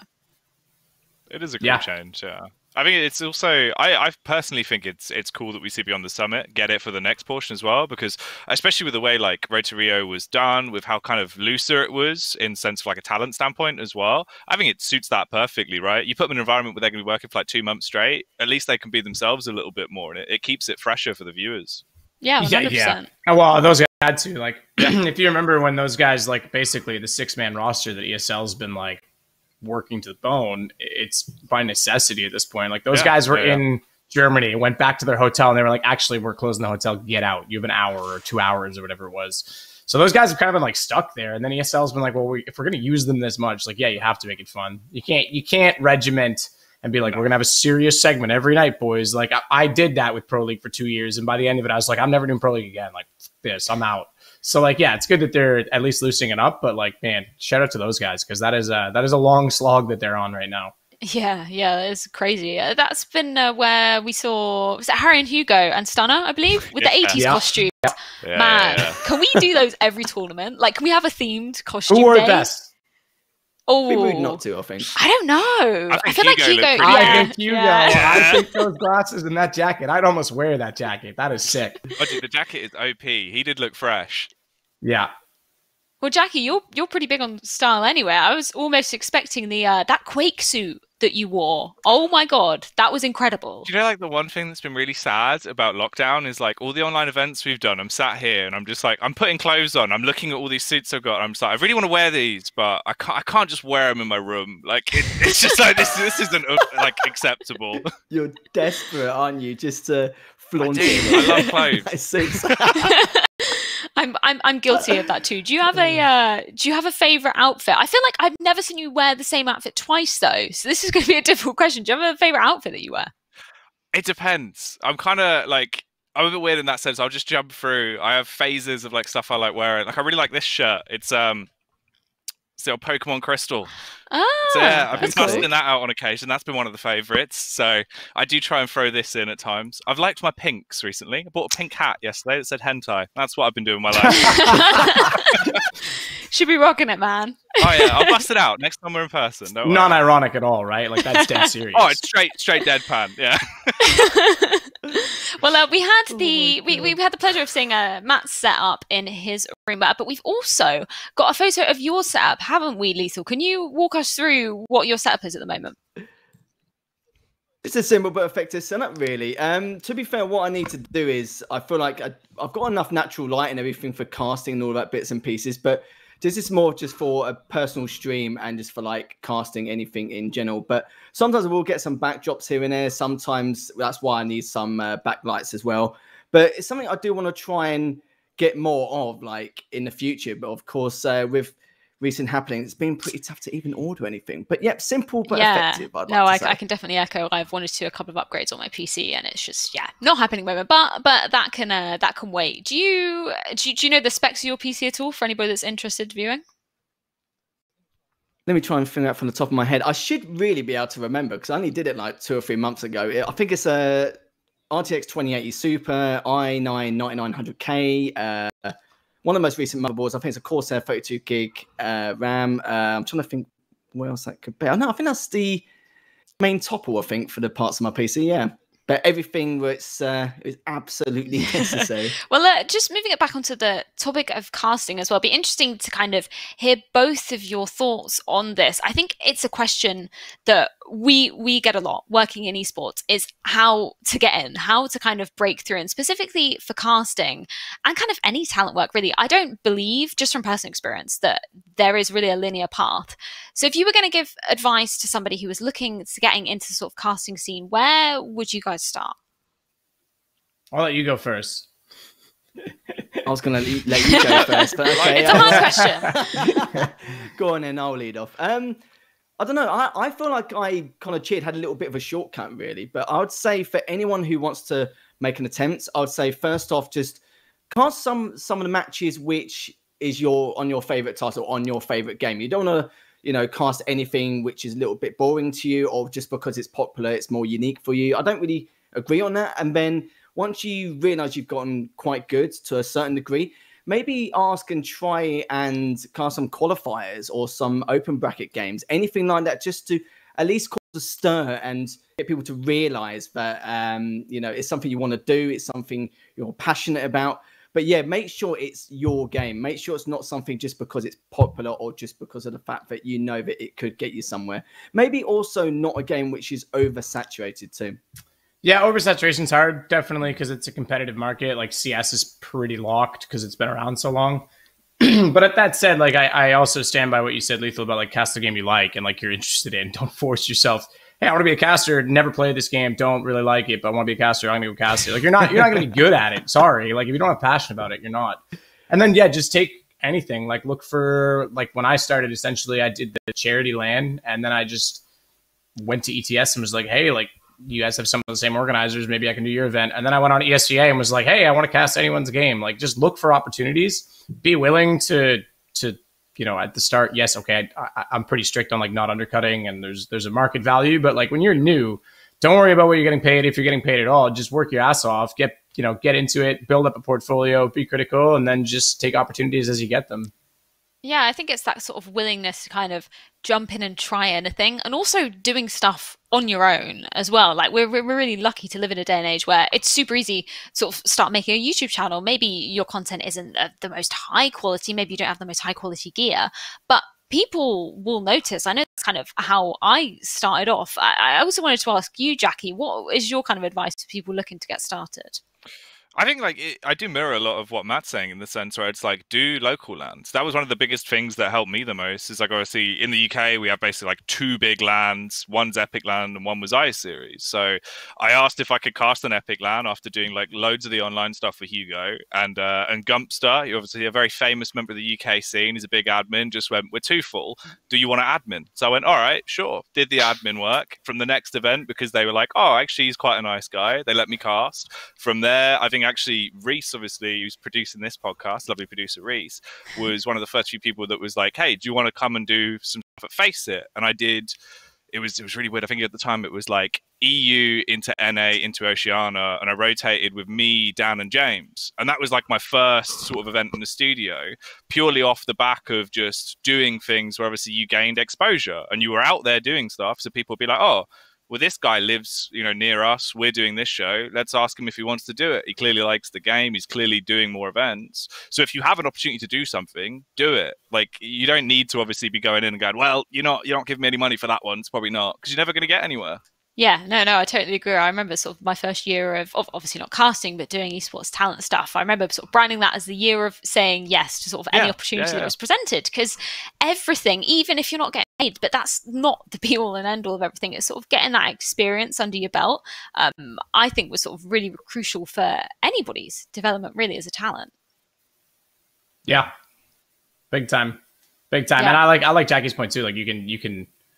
Maybe not even just for casting purposes, but like there's lots of stories of people just like being a coffee runner, even in the real world, not just in esports, that like started backstage at like Jimmy Fallon's studio being the bitch, for lack of a better term, that have gone on and done like incredible things and become like known because it's networking, you're getting to know people in the industry, you see how it all works in front of you and you can get experience that way. Like I know people that want to be like lighting techs and stuff. It's like just run wires for the company backstage. Like eventually you're going to see how they set everything up and that's all valuable for you. Yeah, exactly. I think you're right. So I was going to add to that as well. I also knew someone who was a coffee runner at the end of 2016, and I think now he's one of the project managers at Twitch or another company as well. So it just shows that in the space of 3 or 4 years and how high up and how quick they go. Even Ryan Force, who does Overwatch casting, funnily enough, was actually one of our like talent managers at an event. I think it was it wasn't Cluj-Napoca. I forget what it was. It was in like 2015, 2016, where he was literally getting us coffee, and then like now he's casting OWL, which is pretty insane. That's awesome. That is so cool. Like, Lisa, I think there's something pretty interesting about you as well, that you kind of have straddled between PC titles and console titles as sort of casting and analysis. Do you kind of see any difference between those? I wouldn't say that it is. Maybe from an observer perspective, because of course, like, you know, it takes a lot longer to join games. Like, it's not just, I'll type in console, type an IP address, boom, hello, I'm in the game. It's sadly not as simple as that. I think we've learned to feel a little bit more in between matches and in between games, just to make sure that there's plenty of time for both teams to have a little bit of warm up again and to actually get onto the server. It's a little bit more complicated in that retrospect, but in terms of games, I wouldn't really say there's a huge difference. Like, you've got CSGO, where it's a tactical shooter, and you've little bit got more of a room to breathe, you could say, in certain areas, but then also it could be really rushed, very high in terms of energy. And with Quake, it could be the complete opposite, where if you had a 4v4 tournament in Quake, you don't really get much chance to even color cast. It's just all play-by-play, unless in between maps you can give your verdicts and or opinion on certain strategies, on what certain players or particular teams actually did. But with games like Halo or Call of Duty, it's more in between. It's not too fast, but not too slow either. So you've got a little bit of time for both, I would say. Yeah, totally. It's really interesting to hear that from your kind of perspective as well. Do you have maybe a favorite event that you've commentated or been an analyst at? That is a good question, and that's thrown me off a little bit. I'm trying to think. It's hard, isn't it? I'll probably say 20. It is, yeah. I'll probably say Halo 5 World Championships 2018. Be on analyst for that. That was quite good. Just trying to think of a few others, but I think I remember more the ones I competed in rather than I actually casted. But in terms of casting or being an analyst, I think that was one of the main events for me, because you kind of saw the growth of Halo just as an esport growing and going on the up and up. And it's kind of stabilized. It's a little bit of a sleeper for now, but hopefully Infinite will change all that at the end of the year, depending on the circumstances of its release. Well, I'm very excited to get into this next segment. I've been waiting for this all day. It's, of course, our MicroAces Tournament. Yes, the old gods come in, indeed.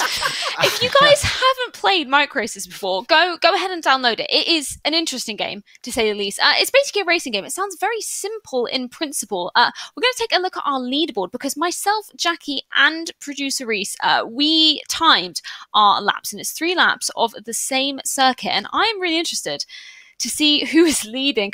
Wait. Come on, the boys. I'm leading. Wow. No, that's a I big thought I was gap, going to be Freya. last. God, that is decent. 42 seconds. Okay, there were moments where that damn yellow car, he hit me off maybe 2 or 3 times. So you must have had a similar fare, Jackie. I had a beef with a blue car. I knocked him off the ledge, but at one point he was just sat on the ledge, kind of blocking the track. So I slammed into him, and it knocked me off, and I was just karma. Yeah, it all went awful. It was Matt. It was terrifying. It's not okay, is it? I'm very, very excited to see. We've actually got the recordings of our 2 guest laps as well. I think, Matt, we're going to start off with you. So let's take a look at how you feel. Yeah, let's put the racing driver on the spot. Great. Did you do it on the sim? The red car. Yeah, I wish. Oh, we got a bad start. Hopefully you won this, I expect so. I had a nice little hip check on this thing. Handles like it's a... It's a good start. Okay, yeah. Loud noise, no handling, definitely a Camaro. He's already jinxed him. It's alright, we're gonna make it up. We're gonna make it up. We can still win this. We just gotta let off. A little cheat, by the way. Top tip. I realised you can go over that mouse mat. Oh, really? Yeah, that mouse mat lets you pass over it. Mental shortcut. Wait, what? No. Yeah. Whoa, that doesn't help. That, and I think you have to be like, you have to go quite fast over the mouse mat to actually be able to cut across it. If you go quite slow, you just ends up being a bump. This coffee cup was the most annoying thing in the entire. Yeah. The worst thing. That was not that good. That was You know, this is when, like, if you're on Top Gear, you want them to have, like, wet track beside your name so that you have an excuse. Like, yeah, not ideal. We should. Was it raining over there? I think it was. Okay, yeah. Well, just shut the blinds real quick. I was very curious to see what you were possibly saying in between each crash as well. At one point, I think I said it's definitely an American car because it makes a bunch of noise but doesn't friggin' turn. So, yeah. Well, I think it's time to take a look at the leaderboard and see where you're placing, Matt. I've got high hopes. As you said, race car driver. Oh! You've topped it! 40.13. You didn't even need the wet track beside you. Oh, man. I'm very impressed. Oh, me too. That is a win right there. I mean, we'll just call it. No one else gets to go now. Well, as you say that, Harry, I think it's your turn to get up next. I kind of wanted to ask you, Matt, though, beforehand. Were there any similarities, to your race driving? Nothing at all? Mate, it's like, you drive an RC car for the first time, and as it comes toward you, you turn right and it goes left, and you're like, oh, wait, that was happening a few times. That was... Because you did say, and I'll let everyone know, you told us we could do one practice run. And then the other one that I realized right away, thankfully, is that braking wasn't better. It was better to just lift and coast, fuel saving. Just let it roll into the corners. Yeah, I think what I gained from that practice lap we were allowed was obstacles. You can't go through any of them. No, they're definitely the there. mouse mat. You can. Yeah. The mouse mat that's not an issue. Jacky, you need to go pro. I know. I've released this to everyone now as well. So Matt's score is going to get beaten next week. Oh, God. It's the new man now, isn't it? Let's see if Harry can beat it. We've got his lap ready to view. I'm expecting good things from this, Lethal.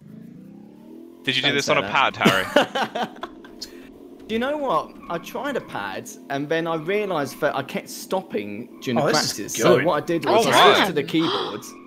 And then when I switched to the keyboard, I realised I wasn't stopping and starting every time. So I realised the keyboard was much better. This is ridiculous. Harry Danger Lethal for nothing. Look at this. He's even opened the corner up and everything. He properly apexed it. This is ridiculous. What? This is like a 30-second lap. Yeah. Oh my God. God. Just got absolutely smoked. Ooh. Is that the first time? Yeah, that we've actually won. Remember when I said no more times? Yeah, I meant that. Jesus.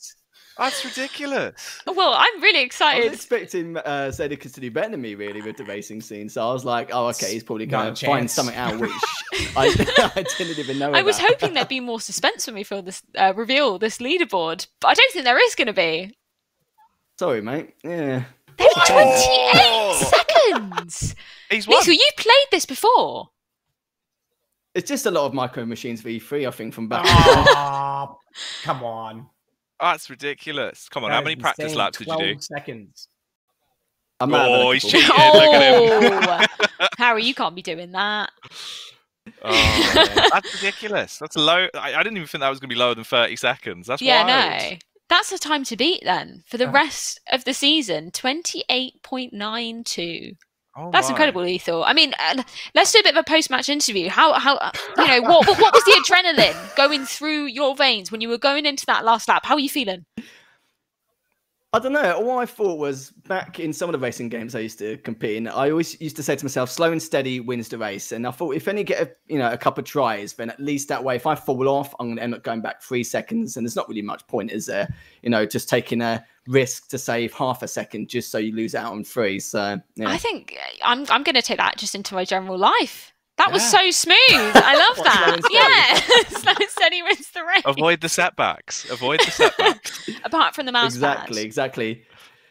If it's an FPS, I'll be taking every risk left, right, and centre. But because it's racing, I'm just like, no, absolutely not.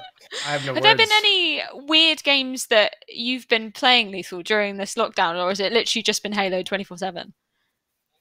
No, I've actually been playing other games, which sounds quite unbelievable. I've been playing a bit of CS:GO now and then. Been trying out Valorant. I was grinding that for like 2 weeks straight at one stage. A little bit of Tekken 7 here and there, and there was a couple other bits here and there. But I think only the other bits I'm thinking of, I've only played like once or twice. So yeah, they've been my main core titles I've been. Doesn't surprise me even playing some Tekken. When we were in America at the start of the year, there was a guy in this arcade bar we were in. He sat there with his stick. Literally, like, people were just revolving through a door, basically, essentially, to play him on this sofa. Harry just went, hang on, I'll play a game against him. Sits down. The guy's like, oh, have you got a pad? He went, no, just busts out of control. Doesn't take a single point of damage. Harry just flawlesses him, beats him 2 games in a row, and just went, I'm done. Wow. Mic drop. Yeah, it was ridiculous. I think he wanted to play again, but we were just like, no, we're off to the next place. I've actually never played Tekken. That's what I wanted to do with the racing game, Just put me on top of I'm out. See ya. Heartbreak. I think, maybe we'll give. I was going to say maybe we'll give people more practice laps in the future, but no, that would definitely be unfair because actually they've now got your intel, Jacky. If they're watching our future guests, they know the mouse mat and slow and steady. I love that. Well, it's gonna be the Jacky, isn't it? Doing the Jacky. We should have recorded ours. I'm gutted we didn't. What about you, Matt and Jackie? Have you been playing anything other than sort of your core games during this lockdown? Mostly sim racing. What have you been up to? Yeah, a lot of sim racing, a lot of iRacing, Sadokist. Been commentating our Factor 2, but I haven't played it. And then FPS, I've been doing a lot of Warzone just because it's cross-platform. Lets me play with a lot of my friends up the road that have PlayStations and Xboxes, and that's kind of cool. Since we can't hang out in person right now, although this week I will say my area has been opening up, so it's been nice to see people again. And then a lot of Tarkov. I like Tarkov. Oh, It's a grind, but I like it. Nice. Yeah, I die a lot and lose my loot. Yeah, what about you? I don't know. It has just been a mix of everything at this point. I've been debating whether or not I want to play through the Borderlands 3 DLC because I played it for like 90 hours when it first came out and then just haven't touched it since. And then just the classics, really. CS, whatever I can just shoot people on. I have been thinking about playing some Tarkov.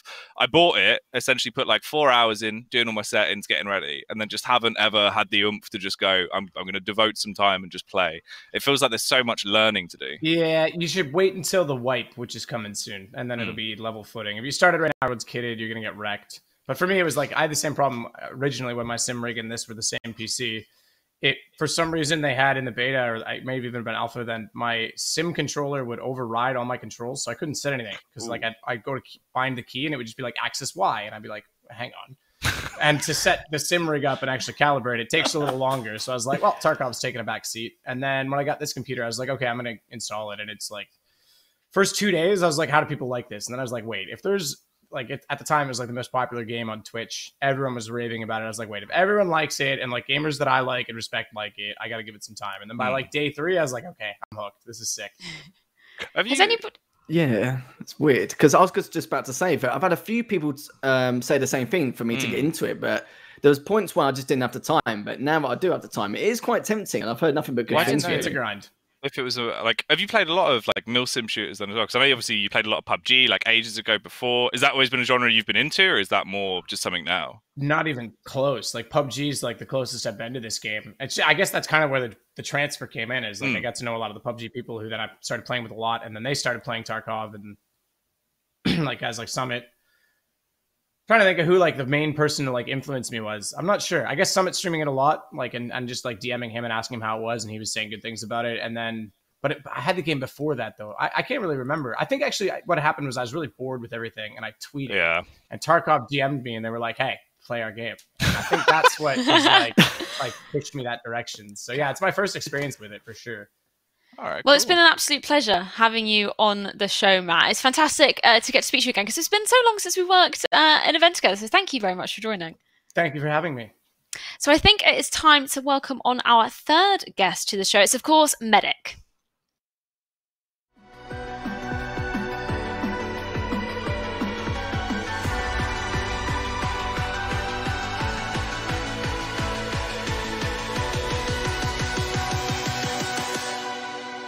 Selfie! Mike Ball hits a mini triple, but it's a shutdown. An ace! Vitality! Jinsuke! They stop H2 trying to get Twins behind him. Hema playing Samux. They're looking for the kill. Stumax gonna jump across as well, but Samux surviving. Still back. So aggressive. They get the kill. They get the oh my goodness! Luke Duck gets nuked by Perks.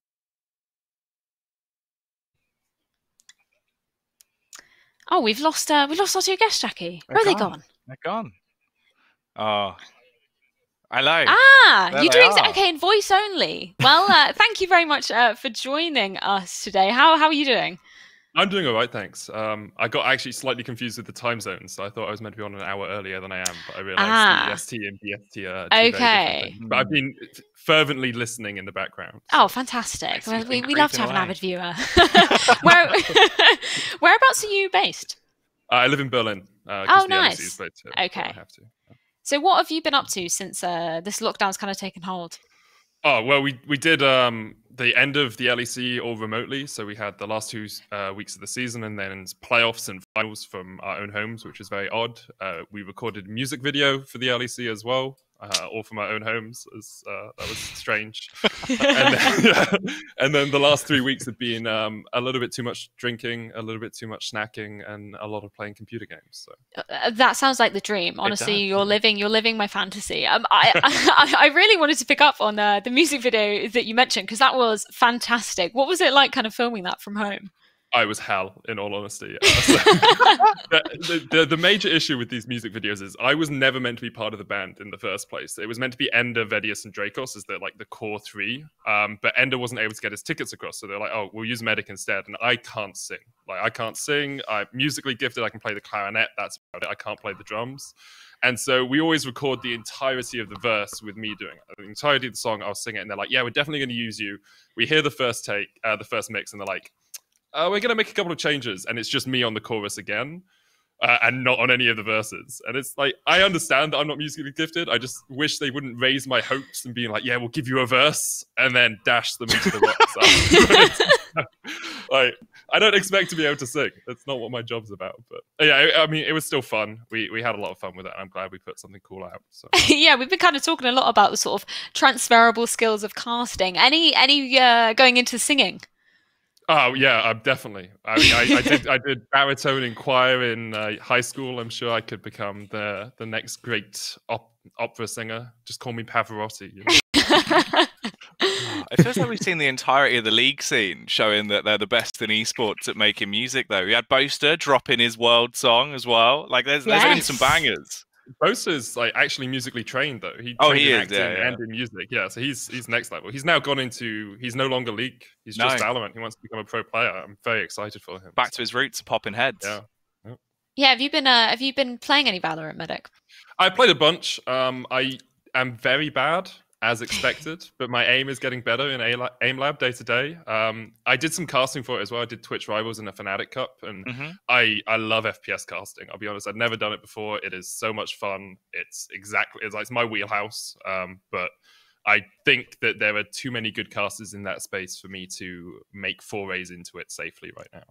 Oh, that's interesting, because I kind of wanted to go back and sort of explore your story a little bit, starting off in your casting career. Where did that kind of come from? I used to be part of a group, like a community called Tactically Fabulous. And we used to have scrims where 10 of us would play each other. And one day we had too many people. So I was like, I'll put it up on Twitch. You guys can watch and I'll just talk over it, and really enjoyed the sound of my own voice. So from there, I kept doing it. Most of the time I was drunk when I was doing it, and that's not always the best. But I had a lot of fun and applied to a volunteer job that I found on Reddit, met up with my long-term casting partner, Scoundrel, and he and I just did volunteer work during all of med school together in the UK, started getting offered, ESL gigs, and we did Epic Land and Insomnia and such like that. And then I actually retired from casting in fourth year med school to finish my degree, and got offered a Vainglory gig after doing a year of being a doctor, and decided that I'd prefer to cast than be a doctor. So that's really interesting. Since then it just went into League of Legends again, which is my passion.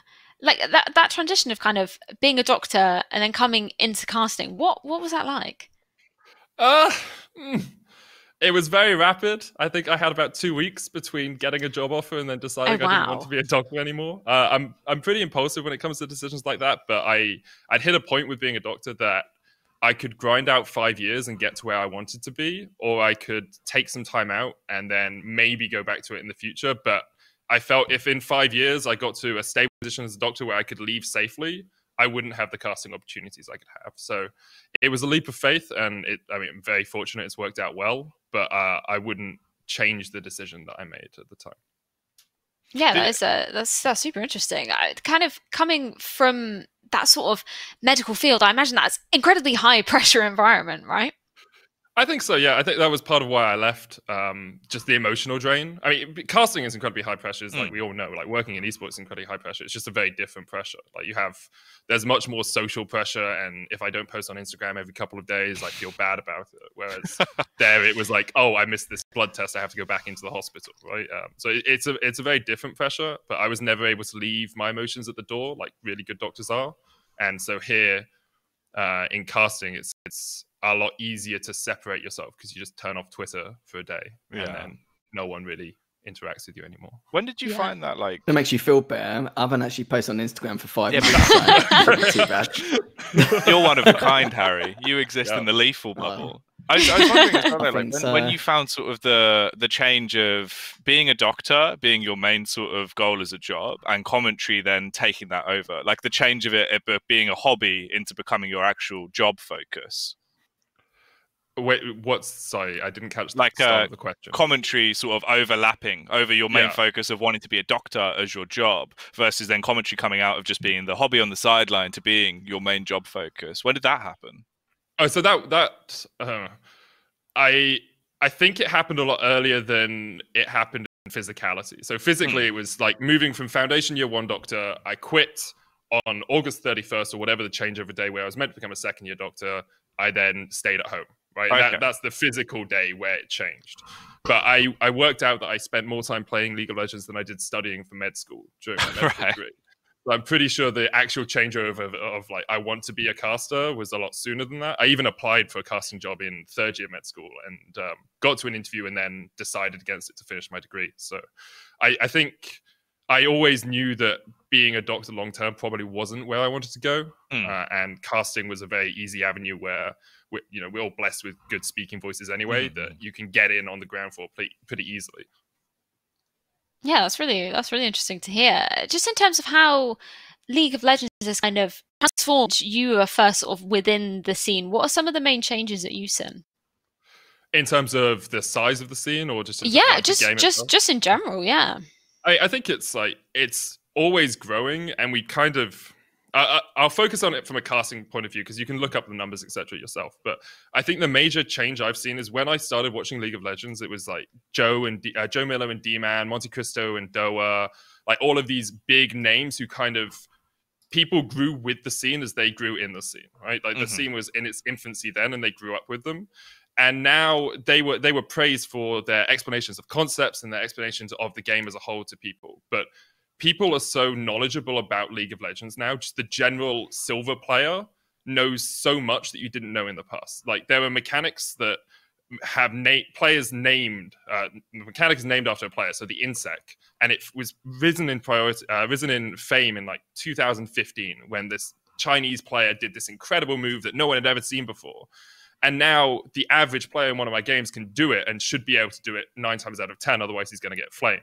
So I think we've moved from people discovering mechanics and discovering the game into casting having to give you entertainment outside of just explaining the game. And you have this dichotomy in the viewer base where a lot of people don't like the fact that there is a vocal subset of people who don't like the fact that League is an entertainment product and would prefer it to be an analytical product. And so what I've worked on over the last couple of years and what I continue to work on is finding that balance between how can I be enjoyable to watch for the 90% of people, but still give that little bit extra to the 10% of people so that they're hooked. And I don't know if that happens in other esports as well, but I'm sure like other esports, you have that same, it's come out and now everyone knows it. So we have to find those new avenues and those new things that we can talk about. Yeah, I totally agree. I think especially sort of from the Counter-Strike perspective, maybe compared to League of Legends, it's a bit easier sort of entry level, right? The fundamentals are pretty obvious, but then there's that extra level of depth, which I think is when you find a really spectacular cast, who can deliver you both of those audiences. No. I think that's always going to be the struggle, right? And it's finding the person that can do it in a way that isn't obtuse to the 90% that really don't understand those complex concepts. And when you do it in a cast as well, right? Yeah, exactly. Well, we've been looking at we looked at Matt's setup, we looked at Lethal's setup. We'd like to take a look at yours. Can you? I'll be honest. So this is my personal setup. This is my LEC setup. Just in case I didn't need enough computers in one room. I have 2 of them. One is the one I use for the LEC, and the other one is the one I use generally. When I got the email saying, "Hey, can you show us a quick video of your setup?" I didn't realize like the depth it was meant to go into or the explanation that was meant to happen. And I watched Sadokist's one at the start, and I was like, "Oh, ding." goodness me, this is like no, not anywhere near as good. But that's what I love about getting a wide variety of people on, is sort of seeing the different approaches to it. I did not expect Matt to send over, I think it was literally 20 minutes of footage that we had to cut down. So yeah, that was pretty fabulous. I was going to say, it's just a still image. He's even got a video. You gave that beautiful explanation, Harry. So don't put yourself down, mate. Don't do it. That is true. We're going to move on, and we're going to play a game very similar to Pictionary. So if you guys would all like to open your browsers, we're going to head over to scribble.io. That's it. Yes. Okay, I love that everybody knows this. This is we were prepping for LEC. So, because we'd all be sitting at our computers anyway, we'd just all be like, okay, let's do some Scribble.io. Producer Reese is going to be putting the link in TeamSpeak any second now. How are your guys' drawing skills? Exemplary. Oh, good. I can both sing and draw. Sing and draw, multi-skilled. Okay. Wait, I need to design my character. Oh yeah, you can design your characters in this as well, can't you? Wow, there we go. I should have done that. Do we have any custom I'll words? take about 10 minutes. No, I think it is just going to be default Scribble. We're getting raw, vanilla Scribble.io. So I've memorized all these words, so we're good. It's a joke. Yeah, I was going to say, how many words are there? I haven't done practice laps or something beforehand. You can see Harry there as well, of course. The Scribble.io glasses have come out, so he's ready to game. Mate, I'm getting ready for it. I'm warmed up. Where are your gunners, Harry? Right, hopefully we'll be getting into this any second. This is going to be interesting, especially as Reese is also going to be playing, our wonderful producer, and he said his screen is about this big. So I'm very interested to see what he's going to be drawing in this. I don't think I'd rate my drawing skills too highly, but I like that we have different colours that we can work with here. Yep. That's always good. Oh yeah.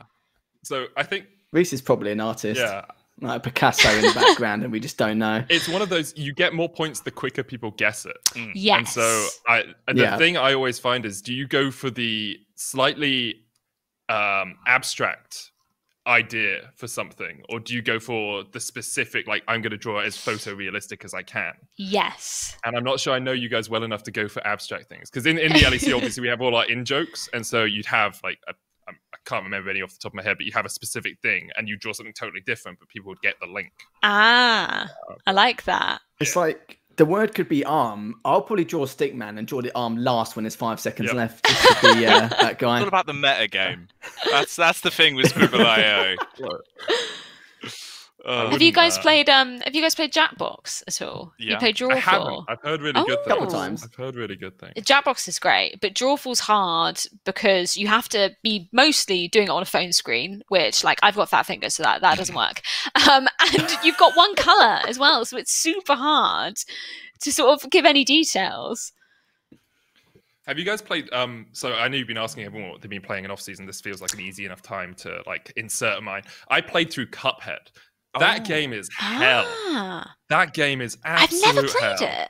Okay, so neither have I, actually. I deliberately challenged myself. So one of my friends, who's I'm part of a new group called Team Sunshine and Rainbows. I give them a shout out because I know they'll want me to.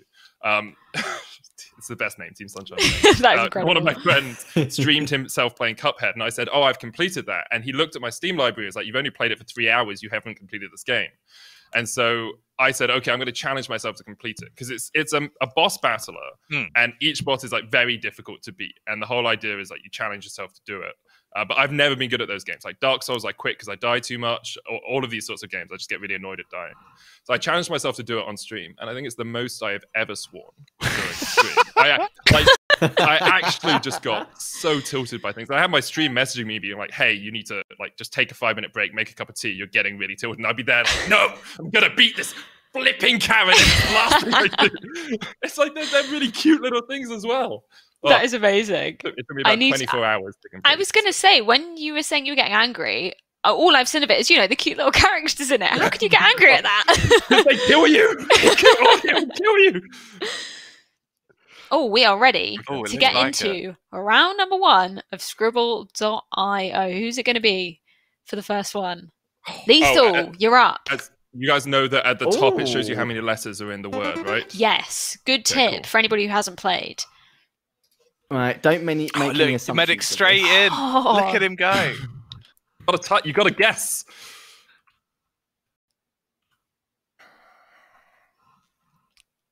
What is this? What? What have you drawn, Harry? Could be anything, mate. Could be anything. You want that's us to not guess even it. the right number of.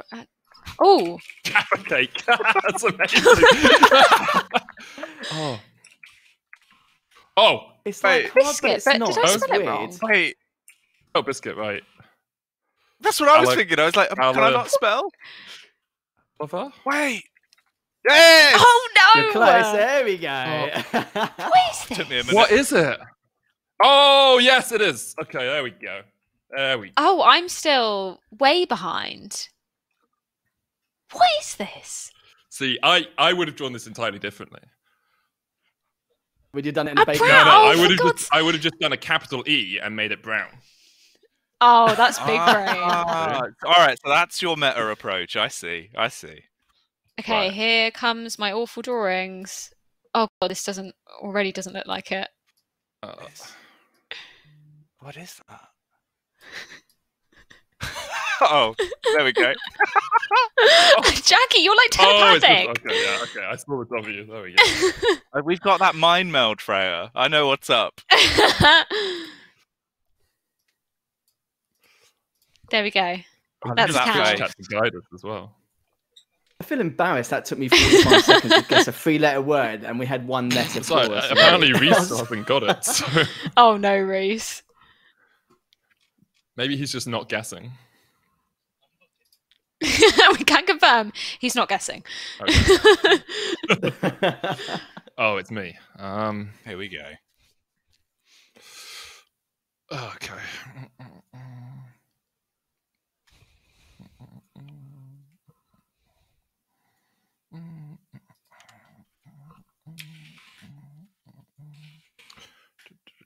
Oh yes.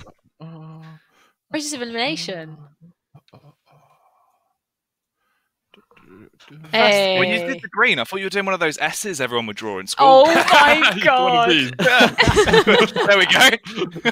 I was like, hang on a minute, what is this? Hey. Then I was like, oh, it's Earth. I got it straight away within 5 seconds, but messed it up. I like the way your first suggestion was plate. Nice. I love how NA and LATAM are like very well joined. Oh, thanks. Very good. The UK is slightly larger than it should be, but forgive myself. Oh, for that. Jacky, you're up. All Let's right. see. I'm expecting big things. Oh no! Currently Wait, the Reese point is being leader. picked. He can't watch anymore. Oh, Reese is gone. because he hasn't guessed.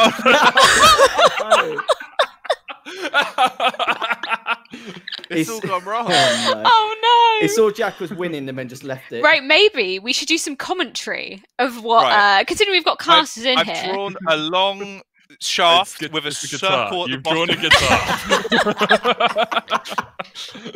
I did guess bong first. On brand, to be That fair. was a good Yeah. one, to be fair. Right, we've got to remember those. Maybe that's our warm up. We gave people Yeah, a that was warm warm up up. lap. We're all prepped. Now we're prepped for the next one. Oh, I'm gutted. Should we just all quit this one then? Yeah, let's think- quit yeah. this, Yeah, and it we'll must be a new let link. Reese. Reese is going to have to get reset. involved this God, time. yeah. If Reese doesn't have enough just producing a show, he's now got to Just draw and a guess. couple of letters, Yeah, just drop a few in there. That's all we need. I'm very impressed with all your drawing skills, though. I can't believe this. I feel like I've been trolled by Reese. I was on the ball that round. Yeah, you were That smashing. was I know. a You were really good first. guitar. Thank you. Thank you. I'm I thoroughly mean, it did look impressed. a little bit Jacky. more like a lute than a guitar. What? Hey, same difference. It was my D&D experience. We've got a link. There we We've go. got another link. There we We'll be go. back very We'll shortly get back in. with some more. Right. Reese is The rebranded. specs are back on. Oh, the gaming glasses. Look at him. He's ready. He's so ready. Do you guys wear glasses, Freya, Jacky? I do actually for long distance. Oh, yeah, okay. I noticed weirdly when I was commuting home, and you know the iconic like in a station, the boards with the times and the different trains on. Mm.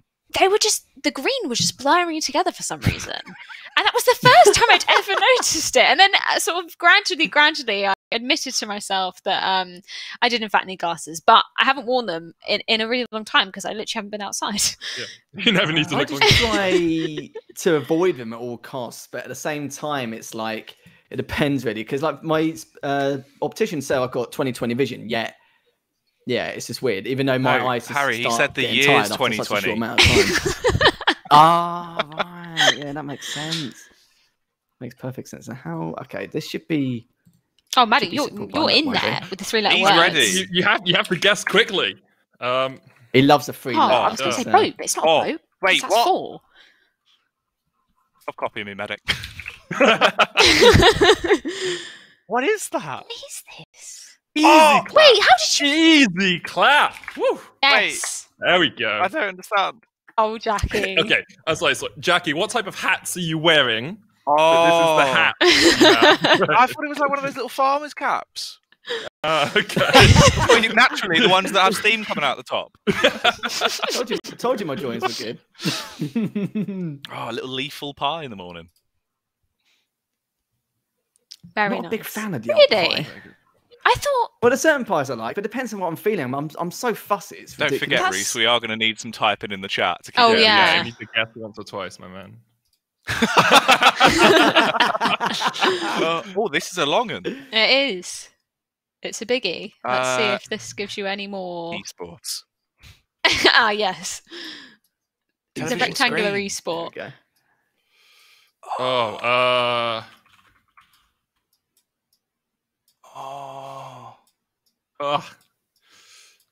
I don't really know how else I'm going to do this. I don't know why I chose black to do it as well. Maths. The colour isn't.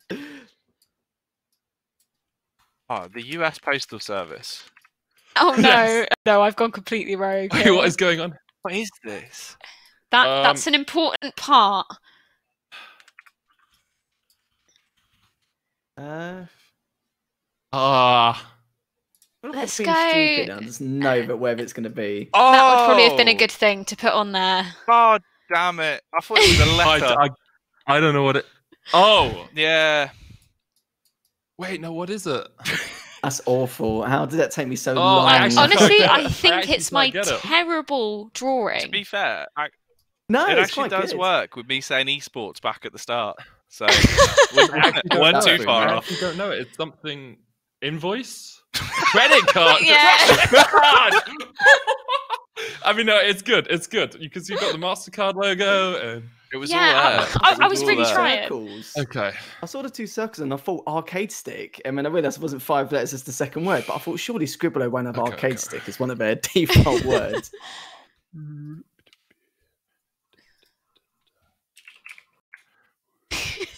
Oh. Wait. Why would it be 10? Yeah, why that's would it be awful. 4? That's awful. Ignore that. That's 2. I'm trying to think of what would be 4. It's all right. You'll get it after this one. Oh, Okay. No? Hey. Go for the opposite, Jacky. Oh. There we go. I probably should have done the opposite first. Let's be honest. No, it's good, you know. You take us on a story. I No, like yeah, that. it's nice.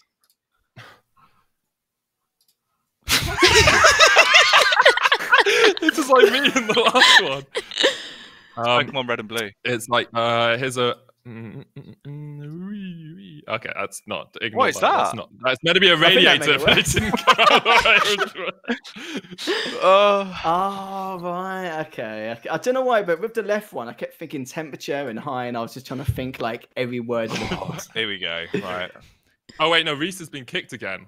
Oh. Oh no! Reese. Oh, gutted. We tried. We tried. I think Reese had an issue with his enter key on the keyboard, unfortunately. But you know what? You're all winners. You all got joined. I'm really committing to this. Hang on. I really want. Actually, yeah, we people can to still get this. see. Yeah. Okay. Use your casting abilities, Lethal and Medic. Tell the viewers what's going on.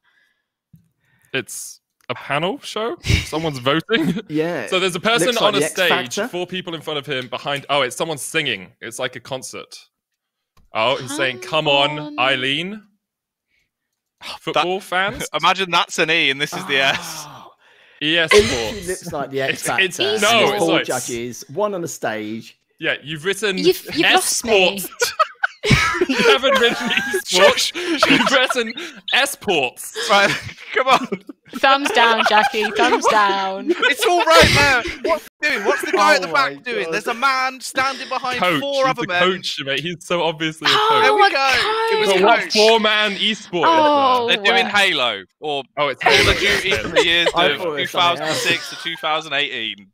Well, I'm glad to say to the viewers, you didn't miss much. Jacky, you've lost because of that now. I was going to give you all a joint win, but no, I'm taking that away from you. I'm gutted. I'm gutted that we can't do that, but we did get a good 3 rounds in, so congratulations to you all. You surpassed my drawing abilities. Yeah, little clap. And I did that racing game earlier and got 20 seconds, so you should definitely put me on. No, we should have got you on earlier. We need somebody to beat Lethal though, no joke. If you guys in the chat, you think you can beat him? Like, he smashed everyone. I can't believe that. It's impressive. Sorry, mate. I know it's a shame, isn't it? That's your next pro move, is to MicroAces, the well-renowned esport. I don't even know whether you could play online in that game, to be honest. We'll make it work. I'm not sure. Professional MicroAces. Could bang. We're not done with the games though. We've got another one. And this one is going to haunt you forever. It's a face smash. I don't know whether you are familiar with face smash at all. Basically, we've taken 3 well-known esports casters, analysts, interviewers, hosts, and we've mashed them all together in one image. I've seen the images. They're haunting, to say the least. And we're going to... I think we might just be about ready to bring up the first one. Has anybody had any experience with doing face mashes before? No, I can personally say I haven't. The LEC teams all decided to do them a bunch this split for some reason. It was like an ongoing thing between all of them. So I have seen them, but that doesn't give me any extra knowledge as to this. Like I'm going to be awful. That's interesting. I've seen them done with Counter-Strike Pros before, but not with talent yet. So I think let's take a look at number 1. There are 3 people in this image. Take a guess. Sponge. Yes. Yeah. Oh, it just looks like a really sad sponge. Yeah, it does.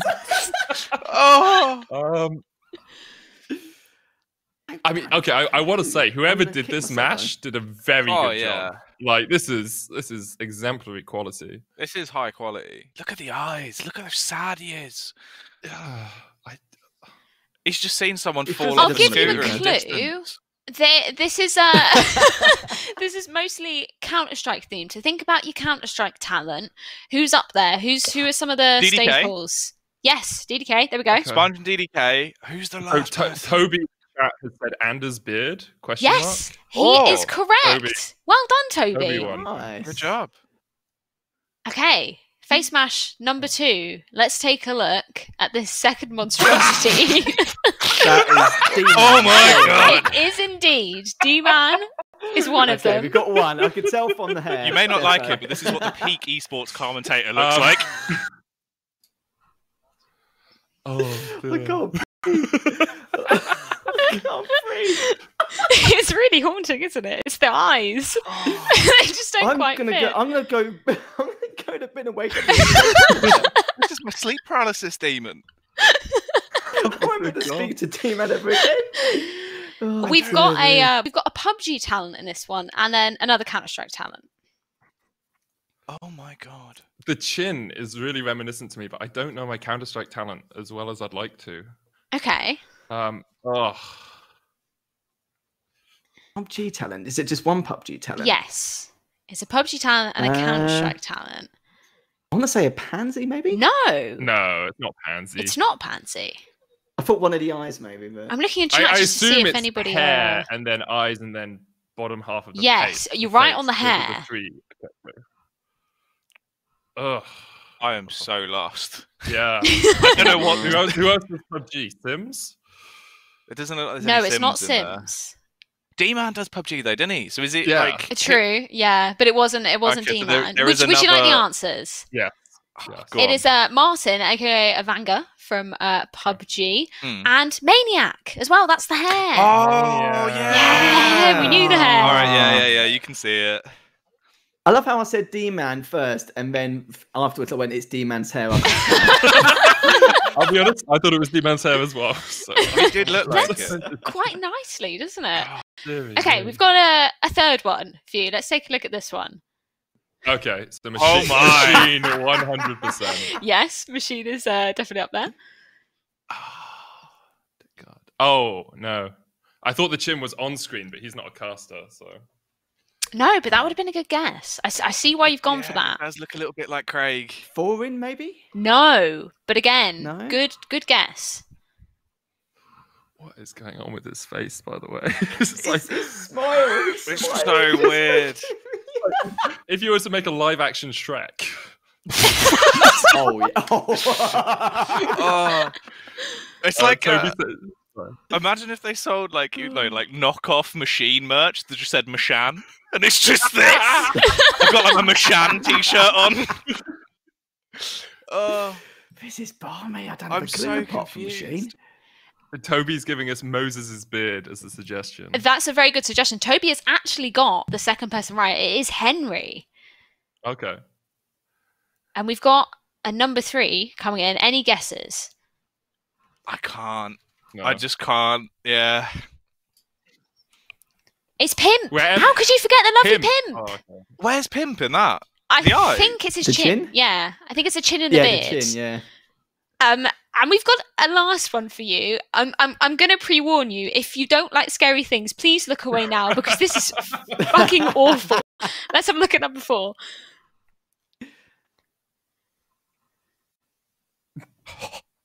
It's terrifying. So, it looks like you. Yeah. It is. Well done. There's one more in there. Law? No. It's all girls. If you can guess already. Yeah, Law is a girl. Yeah. Yeah. It reminds me of those second-hand Pikachu's. It is very, but it's so perfectly Gen done. 1 cut Pokemon. I don't. Any other Counter-Strike, female Counter-Strike talent? Anybody you can think of? No, but good guess. Oh, what's her name? Seltzer? No. Oh, CS Potters? Potters? No, but I can see why you said that. I only see you in Smix. I don't know. Like, I'm so lost in the image. I'm just like, I don't know what it'd be. It's really terrifying. Reece sent me this earlier. The eyes follow you oh no, don't. Oh man. Okay, I'll give it to you if that's all the guesses. Toby's on fire in the chat. It is indeed Frankie. I think it might be the middle section. I think it might be the nose, maybe in the mouth. Oh. I think that's where it's gone in, but maybe props to whoever created this. Dude, like, yeah. The crazy bit is, I'm not an they expert actually on kind of look like real people, like in how well edited they've been. The middle two did not look like real people at all. The first one and the last one did. I've seen some people that look like the D-Man mix in London. I've seen some of those. Definitely having the shake. Yeah, I'm gonna wake up. Like, I kid you not. I'm waking up in the middle of the night and seeing all 4 of those at the end of my bed. That's just not sweat. Well, I should have kept a score for who did the best in that, but I actually think Toby in the chat. Yeah, 100% props Toby, to you. yeah. We'll be speaking to him very shortly. Indeed, I also just wanted to let the chat know if you've got any questions for any of the talent we've got on here, make sure to be popping them in chat as well. We'd love to get a little Q&A session going. But I think that's kind of the perfect segue into talking a bit more about you, Medic. What have you kind of got in the works coming up? I know obviously we've had to adapt a lot of stuff due to the current situation, but what sort of stuff have you been working on? Oh, I'm super fortunate that LEC is like a year-long gig, pretty much. So we go from January until November, assuming you do Worlds. So I'm casting LEC again this split. We haven't announced whether it will be from home or from the studio yet. I'm going to wait for the official announcement before I talk more about that, obviously. But I'll be doing all of that and then playoffs, hopefully going to Malmo in Sweden for the finals this split, which would be really good fun. And then hopefully Worlds after that. Before that, we have the MSI Streamathon, in which I'm playing. So it's a we usually have the mid-season invitational, which is like a tournament for all the best teams in the world, but we're doing a 50-hour charity streamathon instead, because obviously we weren't able to do the MSI this year. So I'll be performing in that, doing some stuff in that, which will be really exciting, and that's in 2 weeks' time. Oh, that sounds really fun. I think you could actually shed a bit more light onto one of our segments earlier was This Week in Esports Past, and we actually brought up the MSI, Team Liquid G2. What was that moment kind of like? Oh, it was the best moment ever. So, firstly, obviously LCS is a good region, etc. But the North America versus European rivalry has been a huge thing for so long, and it was the first final North America had ever reached in an international, like in a Riot-sponsored international competition. They beat the reigning world champions to get there. Everyone was like, "Oh, it's going to be close. It's going to be great." Fastest best of 5 ever. G2 demolished them. It was incredible to watch. It was so great. It was such a great moment as a European League of Legends fan. And obviously, you know, credits to Team Liquid for making it to the finals, but you could have had, like, it was less than 90 minutes for 3 games of League of Legends. Oh, wow. Which is, very, very quick. God, that's insane. Yeah. What's the current kind of situation? I'm not massively familiar with League of Legends in terms of the competitive scene. I play quite a lot of it. I love a bit of TFT. But what's sort of the current situation with which teams are on top at the moment? Generally, or around the entire world, or in Europe? Yeah. So I think you always have to look to the LPL. There's actually some really good teams rising up there. So top Esports look really strong. And with the LPL being the winners of Worlds the last 2 years, they're going to be a really good team coming into Worlds this year. C9 look really good in North America. They demolished their league. Absolutely, like, just no one could hold a candle to them. And I'm a little bit worried for them because they don't really have challenges. And it tends to be if you have a region with 2 good teams, then they're good at Worlds because you actually have someone pushing you to be better. In Europe, it's G2 and Fnatic. In LCK, it's still SKT or now T1, who, off the back of Faker, probably the best definitely the best League of Legends player ever, continue to win.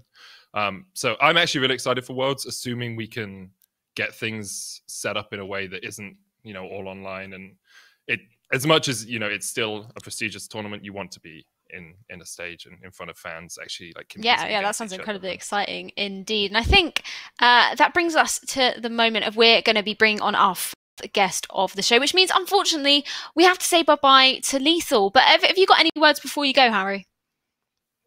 No, just always a pleasure, and thanks for having me on board. It's nice seeing you. Do you want to plug your stream as well whilst you're at it? Because I know you've been on the grind there. You see the A-list just there, like, you know, just that one. Exactly the same, but Twitch. Well, thank you so much for taking the time out of your day to join us. It's been an absolute pleasure speaking to you. And I think with that said, it's time to get our 4th guest on of the day. It's, of course, the one and only Tobiwan. I am Tobiwan here with Cinderin. Teasy, he actually picked it. Roger! Hits the 2-man! Perfect hit through the Verana, getting through the beach. Evolution!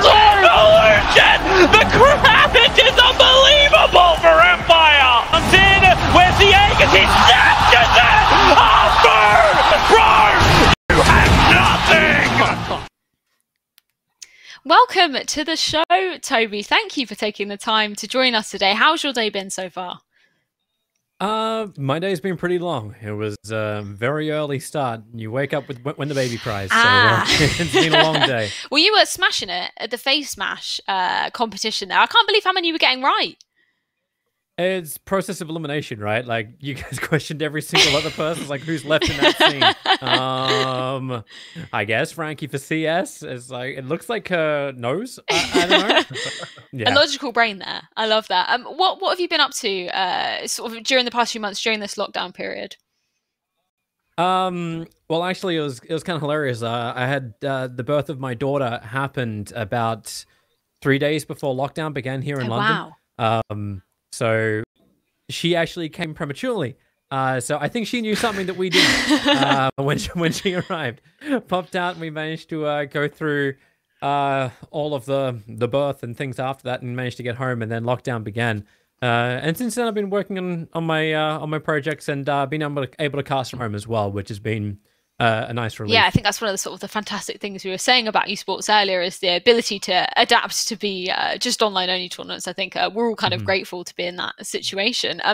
That's interesting that you were saying, though, your daughter coming just before the lockdown. What was that experience like? Well, the experience being the first time around was already a little scary. But it was getting a little interesting because, like, my fiance would say, like, I want this. Go and get this from the shop. And I'm like, all right, I'll go to the shop. And on the way back in, it's like, at least hand sanitizer was in stock in the hospital. It's like, just squirt it in and off we go. It's like, I think everything's clean. Yeah, but we were kind of lucky with just the timing about it. But it was really funky. We went for like you do the prenatal day where the midwives teach you everything. And that very night we were back in the hospital. The water oh wow! I was like, that took some time to sink in. That is nuts. So you were sort of mentioning about the other projects you've been working on. Is there anything you can sort of tell us about them? So I've been working on some stuff for a while. It's finally coming to fruition. It's an online education platform that we've made up, which is able to host up any kind of community-driven content as well as some of our own creations too.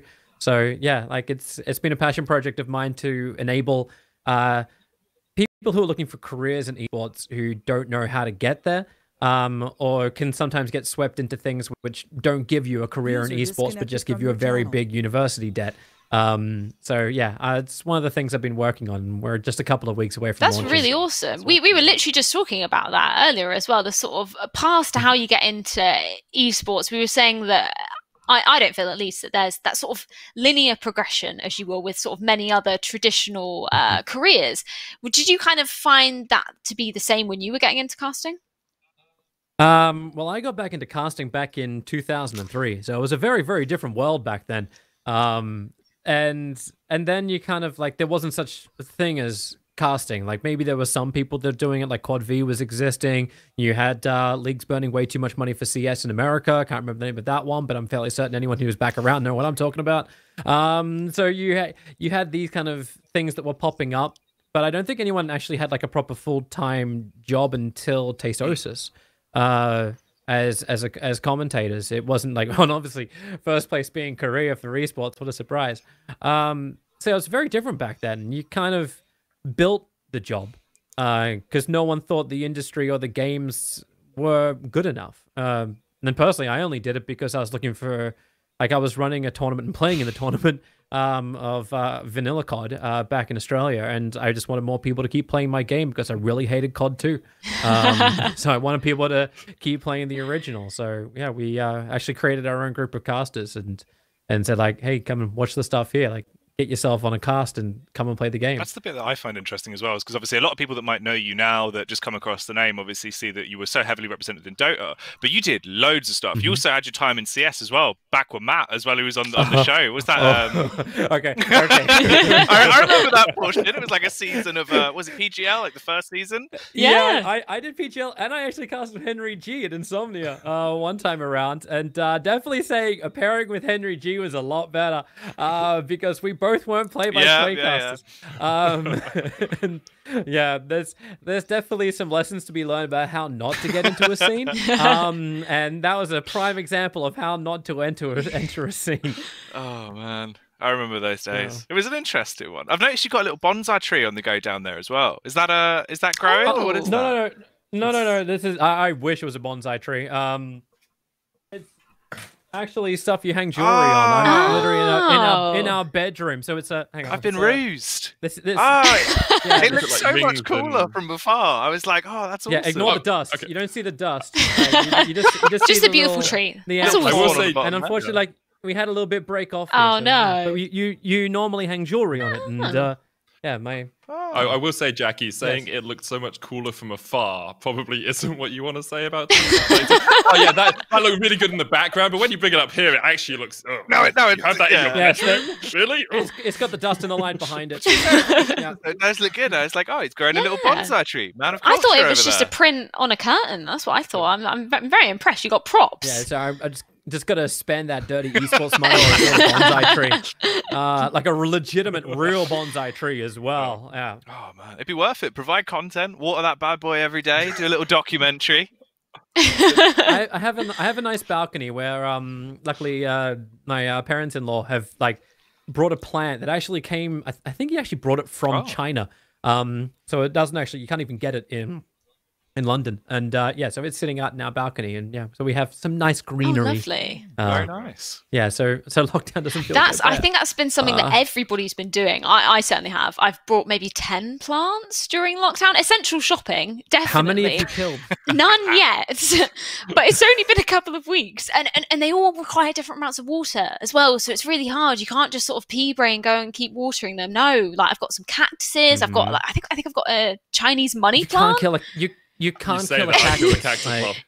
Yeah. Very quickly. I had it for 2 weeks and it was just dead. How? What did you do? Apparently. But I did a deal. Oh, I will say, I bought it in a German shop, and perhaps my German wasn't good enough to translate what the person was telling me, because I think I ordered it about 6 times too many a week. Oh, no. You know how I actually dealt with learning the German language? Moved to London. See, that's smart.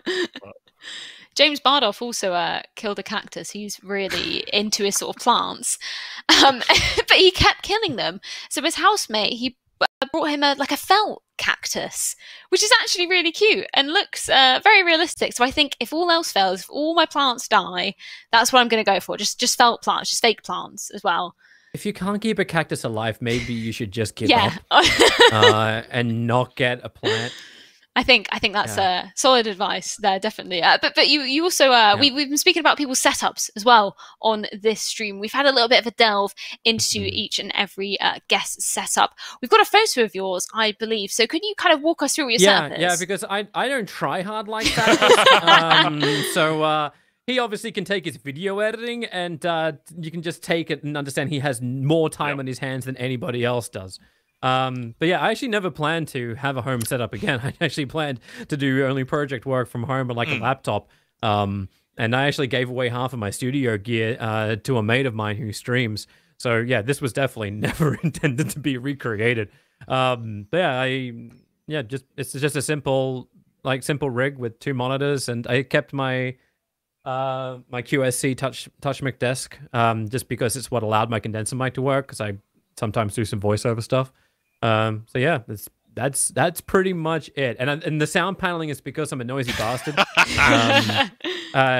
Actually, the wall you see on the left is actually the balcony. Like, there's a brick wall right there. The wall on the right is the bathroom, which does share a wall with the living area. So yeah, it's mainly meant to just catch any of the audio in the corner, which it does do. Yeah, because I've had some problems with having police called on me. Sorry. Oh, wow. How's this happened? How loud were you being? Well, it was in a townhouse back in Australia, and the walls aren't really that thick in Australia. Yeah, so I had the police call on me twice. Oh my god! The third time, we would have been evicted by the landlord. And they described it as someone kept the TV on playing a sports channel late at night. Because I would cast European Dota and Southeast Asian Dota, so I'd start at like 7 p.m. And then go until like 5 a.m. And then sleep for 2 hours and go to work. So that was basically the life, and yeah, it ended up escalating, and I got really worried because I thought they were going to actually call the cops on us. And then the cops actually rocked up a third time, and were like, "Oh, what the hell's going on? I see the lights coming in through the window. Oh no, I'm in a lot of trouble now." And it was the cops turning up to the house that was making the complaints, and took the man away for home abuse. And I'm like, "Oh my god!" I'm like. Yeah, so it got real dark real quick. It's like, okay. Well, that was full of twists. Okay. That didn't expect this outcome. Didn't expect that. Yeah. No, that's interesting. You kind of mentioned about your setup being a little bit different in Australia. I actually went to Australia for the first time 2 months ago. It was for my friend's wedding, and I went to Perth. Okay, did you go to anywhere other than Sydney? Okay, Perth I started because she was getting married in Perth. That was what everybody else said. Yeah, would make sense. And then I went to... So I had to make the decision between Brisbane and Melbourne, and I went for Melbourne. But you lived near Brisbane, right? Yeah, I lived actually in Brisbane for a while. I studied there, but I lived north of Brisbane. I grew up on the Sunshine Coast. Oh, lovely. There. Yeah, so it was a lovely, beautiful place. So you go to Queensland if you want to enjoy sun, beautiful beaches, and no Ponzi tourists. Because they all go to Melbourne and they all go to Sydney. Yeah, and some idiots get convinced to go to Canberra. But yeah, best ones come to Brisbane and they don't go to the Gold Coast. Oh, interesting. Yeah, we did Melbourne, we did Sydney, but we also did Port Douglas and Cairns, which were beautiful. Okay. I've never. Oh, you actually went north. You went yeah, North Queensland. Yeah. Honestly, the most beautiful country I think I've ever been to. Because this is naive, but I didn't realize quite how big it was until you get on a plane from Perth, and we were going to Melbourne, and I was like, "This is like 4.5 hours. This is like the whole width of Europe." It was nuts. Yep. But I love Port Douglas. I think that had to be my highlight of the entire trip. But what would you recommend if somebody was going to visit Australia? Where would you recommend going? Get to the Great Barrier Reef before it dies. Would definitely be one of the things. You can go to Hervey Bay. There's whale watching there, but when you go North Queensland, it gets hot as hell. So maybe not there, but I actually used to live in a place called Mooloolaba, and it's like as beautiful beaches as the Gold Coast is, but a lot more friendly and a lot less tourists. So you can go there, and if you want to have the party side of things, including all the recreational things you may want to have on a trip, you can go to a place called Noosa. Okay. And then spend ludicrous amounts of money in their high. Yeah, I was torn between doing the Great Barrier Reef or not, because it was kind of close to Port Douglas, but I was just like, every trip they were saying it like, yeah, it kind of does impact it a little bit. So I didn't in the end, but we did do the Daintree Rainforest, and we swam in the Daintree River, which was spectacular. So yeah, I'm thoroughly impressed with Australia as a country. I definitely want to go back there. It definitely won't look the same right now. You may have to give it 3 years. Yeah. Yeah, it was definitely really a cool experience, and just the time zones. That was one thing I just couldn't get my head around. Like we ended up, I went from Sydney to LA, so we crossed the international date line, and I landed before I took off. That was so weird. Especially if you get that perfect plane direct. It's pretty fast that way. Yeah. But if you go the other way, you lose. Oh god, yeah, you lose like a whole. God, that bit I didn't actually think about that. That's weird. Yeah, I've done that a lot when I like do trips. Like the first time I actually left Australia. This is actually when I actually left Australia. I did an event in Sweden in Jönköping, DreamHack, and it took me 38 hours to get to Jönköping because I also once I landed. I landed in Beijing, and I then had a 9-hour stopover, because that was the cheapest flight. Then I landed in Stockholm, and then I had to take 2 or 3 trains to then get to the car that was then going to take me the last trek of the way. Jönköping is a pain in the ass to get to. And then how long did you have before you had to cast? I don't even remember. All I remember is like having to jump into these really crappy beds at the Almia. And like it's the first time I realized that you can have a bed where the mattress is not connected to the bed. For anyone who stayed in Scandinavian hotels and you realize there's like this really thin mattress, and then it's on top of the bed. And during the night, like if you like roll or squirm a little bit, the mattress can move. Oh, that sounds awful. And then you think you're on the mattress, and you're like, oh great, I'm just gonna let's lean over, and then boom, hit the ground. That happened to me a couple of times. I actually really hurt myself one time during the TI qualifying. God, that sounds like a nightmare. Yeah, it was. I actually hate skating because of that. I have a real issue with them, so I sleep very paranoid in those hotels. But yeah. Well, we're all about the challenges here at Don't Worry, Everything is Fine.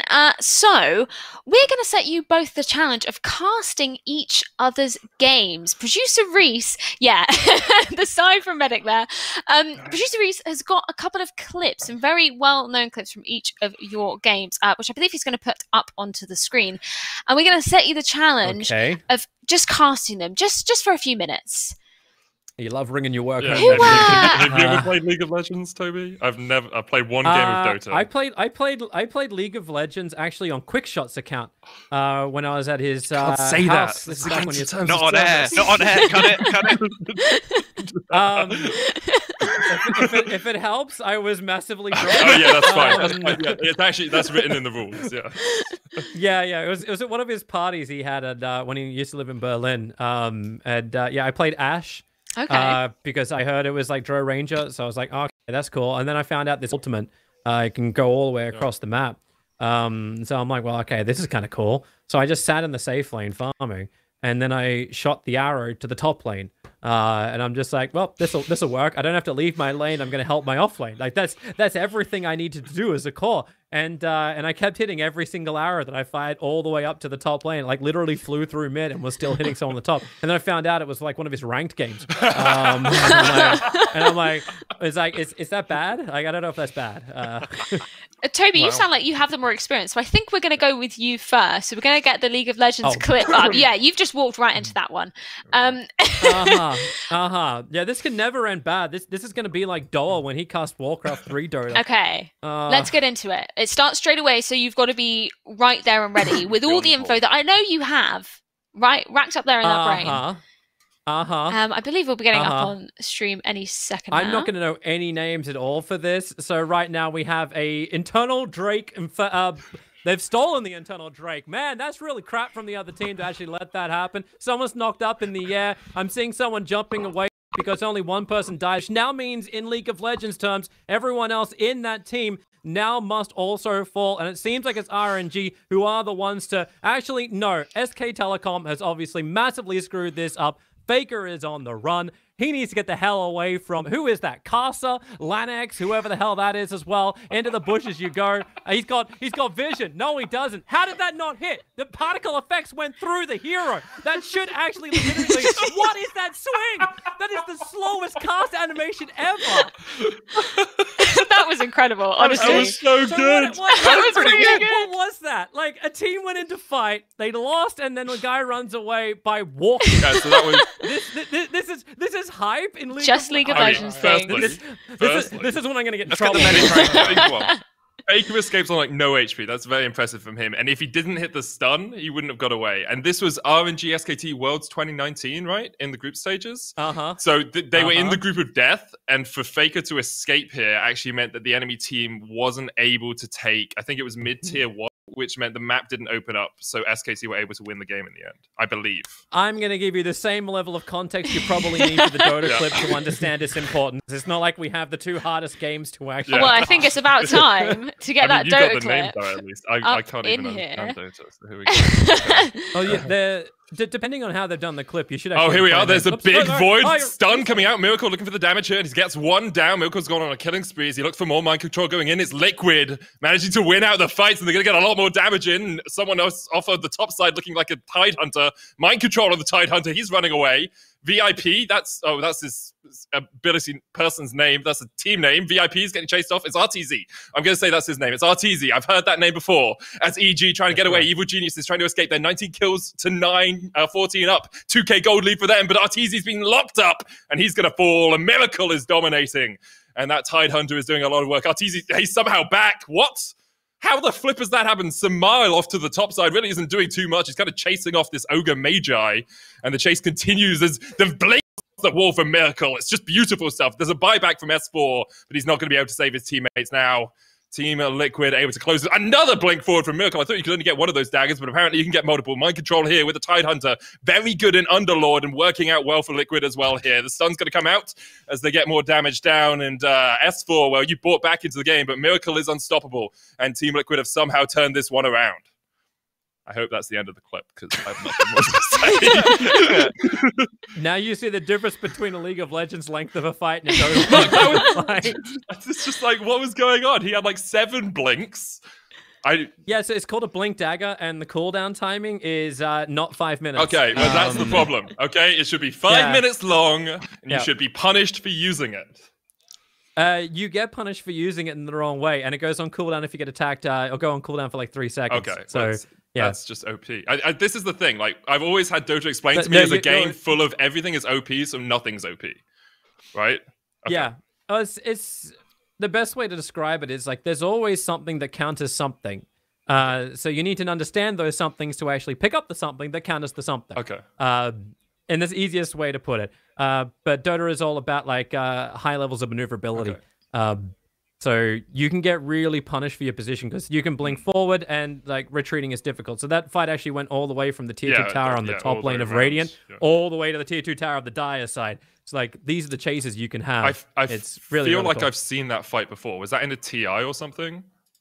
Okay. Yeah, it had. See, there's a little box in the corner saying TI9. Okay, I would have actually had no idea where the hell that game was from without that level of I can context. remember Miracle. I can remember seeing a play where Miracle popped off and being like, "Oh, this is a cool play." Obviously, that helped me a huge amount in casting. The cooler play, like if they got you a really nice clip, they would have actually found you the Arteezy clip from TI9. Where Arteezy should have actually died, and then he stood and then stood his ground and then killed the entire team. That would have been an easier clip for you. But I was hoping for the Roshan level 1 bait that is always put up as like the greatest mastermind play. I've never seen this in the history of Dota.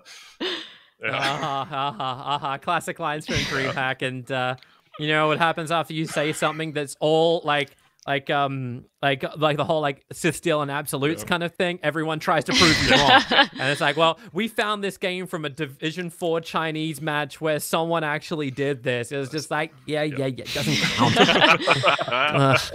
Well, I think you two stepped up to the challenge there very well. Jacky, an expert in both games. Out of 10, what would you rate that? I'm blown away. I think there was a good distribution between the both of you. Obviously, Toby coming in there on the lead clip, I feel like there was a nice amount of confusion, excitement, and just frustration. Frustration. I enjoyed the shit talking. I'll be honest. I think that was good. From Medic standpoint, I like the investment. I +10 for the Underlords reference as well. That was thrown in there. That one gave me a good little tickle. So overall, I think you both did a solid 7 out of 9.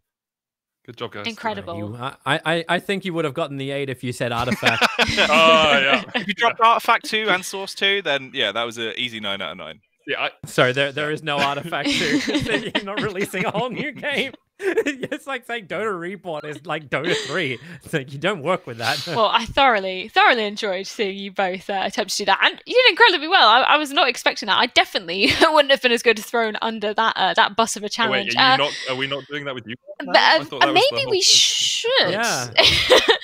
What game would you throw me, Jacky? If I had to cast, bearing in mind I'm not a caster either, so it would be my debut in casting and a debut in any game other than Counter-Strike. What would you throw me, Jacky?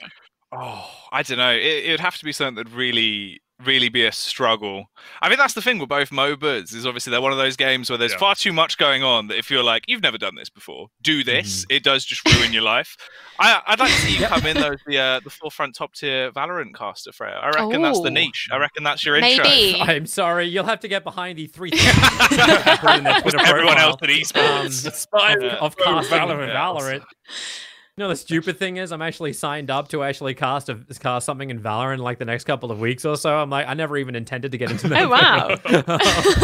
Because it feels like the wrong place to go for me, because like there is a little bad blood between like Dota and Riot, and like it's like maybe that's not the best way to go. But yeah, it's interesting.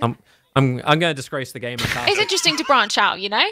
And I think that's a perfect segue into our final segment of the show. And we're going to have a look at what's coming up this week on esports. First off, we're going to start off with Red Bull Flick, which, if you guys don't know, it's a 2v2 CSGO competition. And you can still sign up right now. Head over to Faceit and type in Red Bull Flick in the search bar, and you'll find everything you need to know. This was an interesting one for me because we actually did a tournament on Sunday where we were delving into this. And there's 5 custom-made maps, and it's 2v2s, but it's not how you would think in traditional Counter-Strike of, you know, planting or defusing a bomb or getting the most kills. It's actually having the most possession of a capture area in a site. And this made for some very fast-paced competition. Jacky, I know, is a CS man. 2v2, kind of like wingman, but also with that thrown in of capturing the sites, it's hectic, right? I'm digging it. I'm digging the style. I thought it was a cool idea. I like the custom maps. I like the idea of it. It's cool. I think it takes a lot of inspiration from obviously Wingman, and then that 2v2 mode that they put in the new Modern Warfare. Like, there's enough influence of both where you can see how it would work. It's a fun little sort of mini game to get involved with. Yeah, it was very interesting to see that unfold. And of course, EU and NA will be coming up on Saturday. For our second coming up this week, we've got a DreamHack Masters, of course, that actually started today. We were talking about that, Astralis versus Heroic. This was the first time we saw Yugi playing, and they managed to win 2-0. So I'm expecting big things for the rest of this tournament. Oh yeah, it's going to be a banger. Obviously, it's good to have more stuff going on again in CS. We finally had that 1 day break with Road to Rio finishing, and now more Counter-Strike. So it's all the CS. You might as well watch it. Yeah, exactly. And segueing to a slightly different topic, of course, it's Rainbow Six. And tomorrow, we're actually starting off with Classics, which is very, very interesting. It's actually taking previous games that have been played in the Pro League of Rainbow Six and bringing back those old teams with the old sets, playing the exact same champions as they did in those games, and basically recreating them. And interestingly, it was played on Xbox back then. So these players have moved. They've totally transitioned from being pros on a console, coming over to PC, and still being as good. Bear in mind, some of these players are still among the top teams in the world. I can't even imagine trying to come from a console onto a PC and still staying as potentially the number 1 or 2 team in the world. Oh yeah, that's got to be crazy for the pros now. It's quite funny as well because that's actually reminiscent of what Richard Lewis used to do back in the day on Cadrid with Time Travel LAN, where essentially it would he'd speculate what would happen if you took old rosters of from any genre. So you could have very games of 2008 plays against this Team Liquid from 2016, right? It's that sort of LAN, and it'd be the idea of the results that you'd get out of it. So that's a cool format to do. That's pretty fun. Yeah, and we've also got the European Open Clash occurring as well. That'll be on the 30th of May to the 7th of June. So I'm very excited to be seeing some more Rainbow Six action on our screens. And I think this is a perfect opportunity for everybody here to kind of shout out what you guys are going to be doing in the future. If you can share with us. I'll come to you first, Medic. Is there anything interesting that you're going to be up to?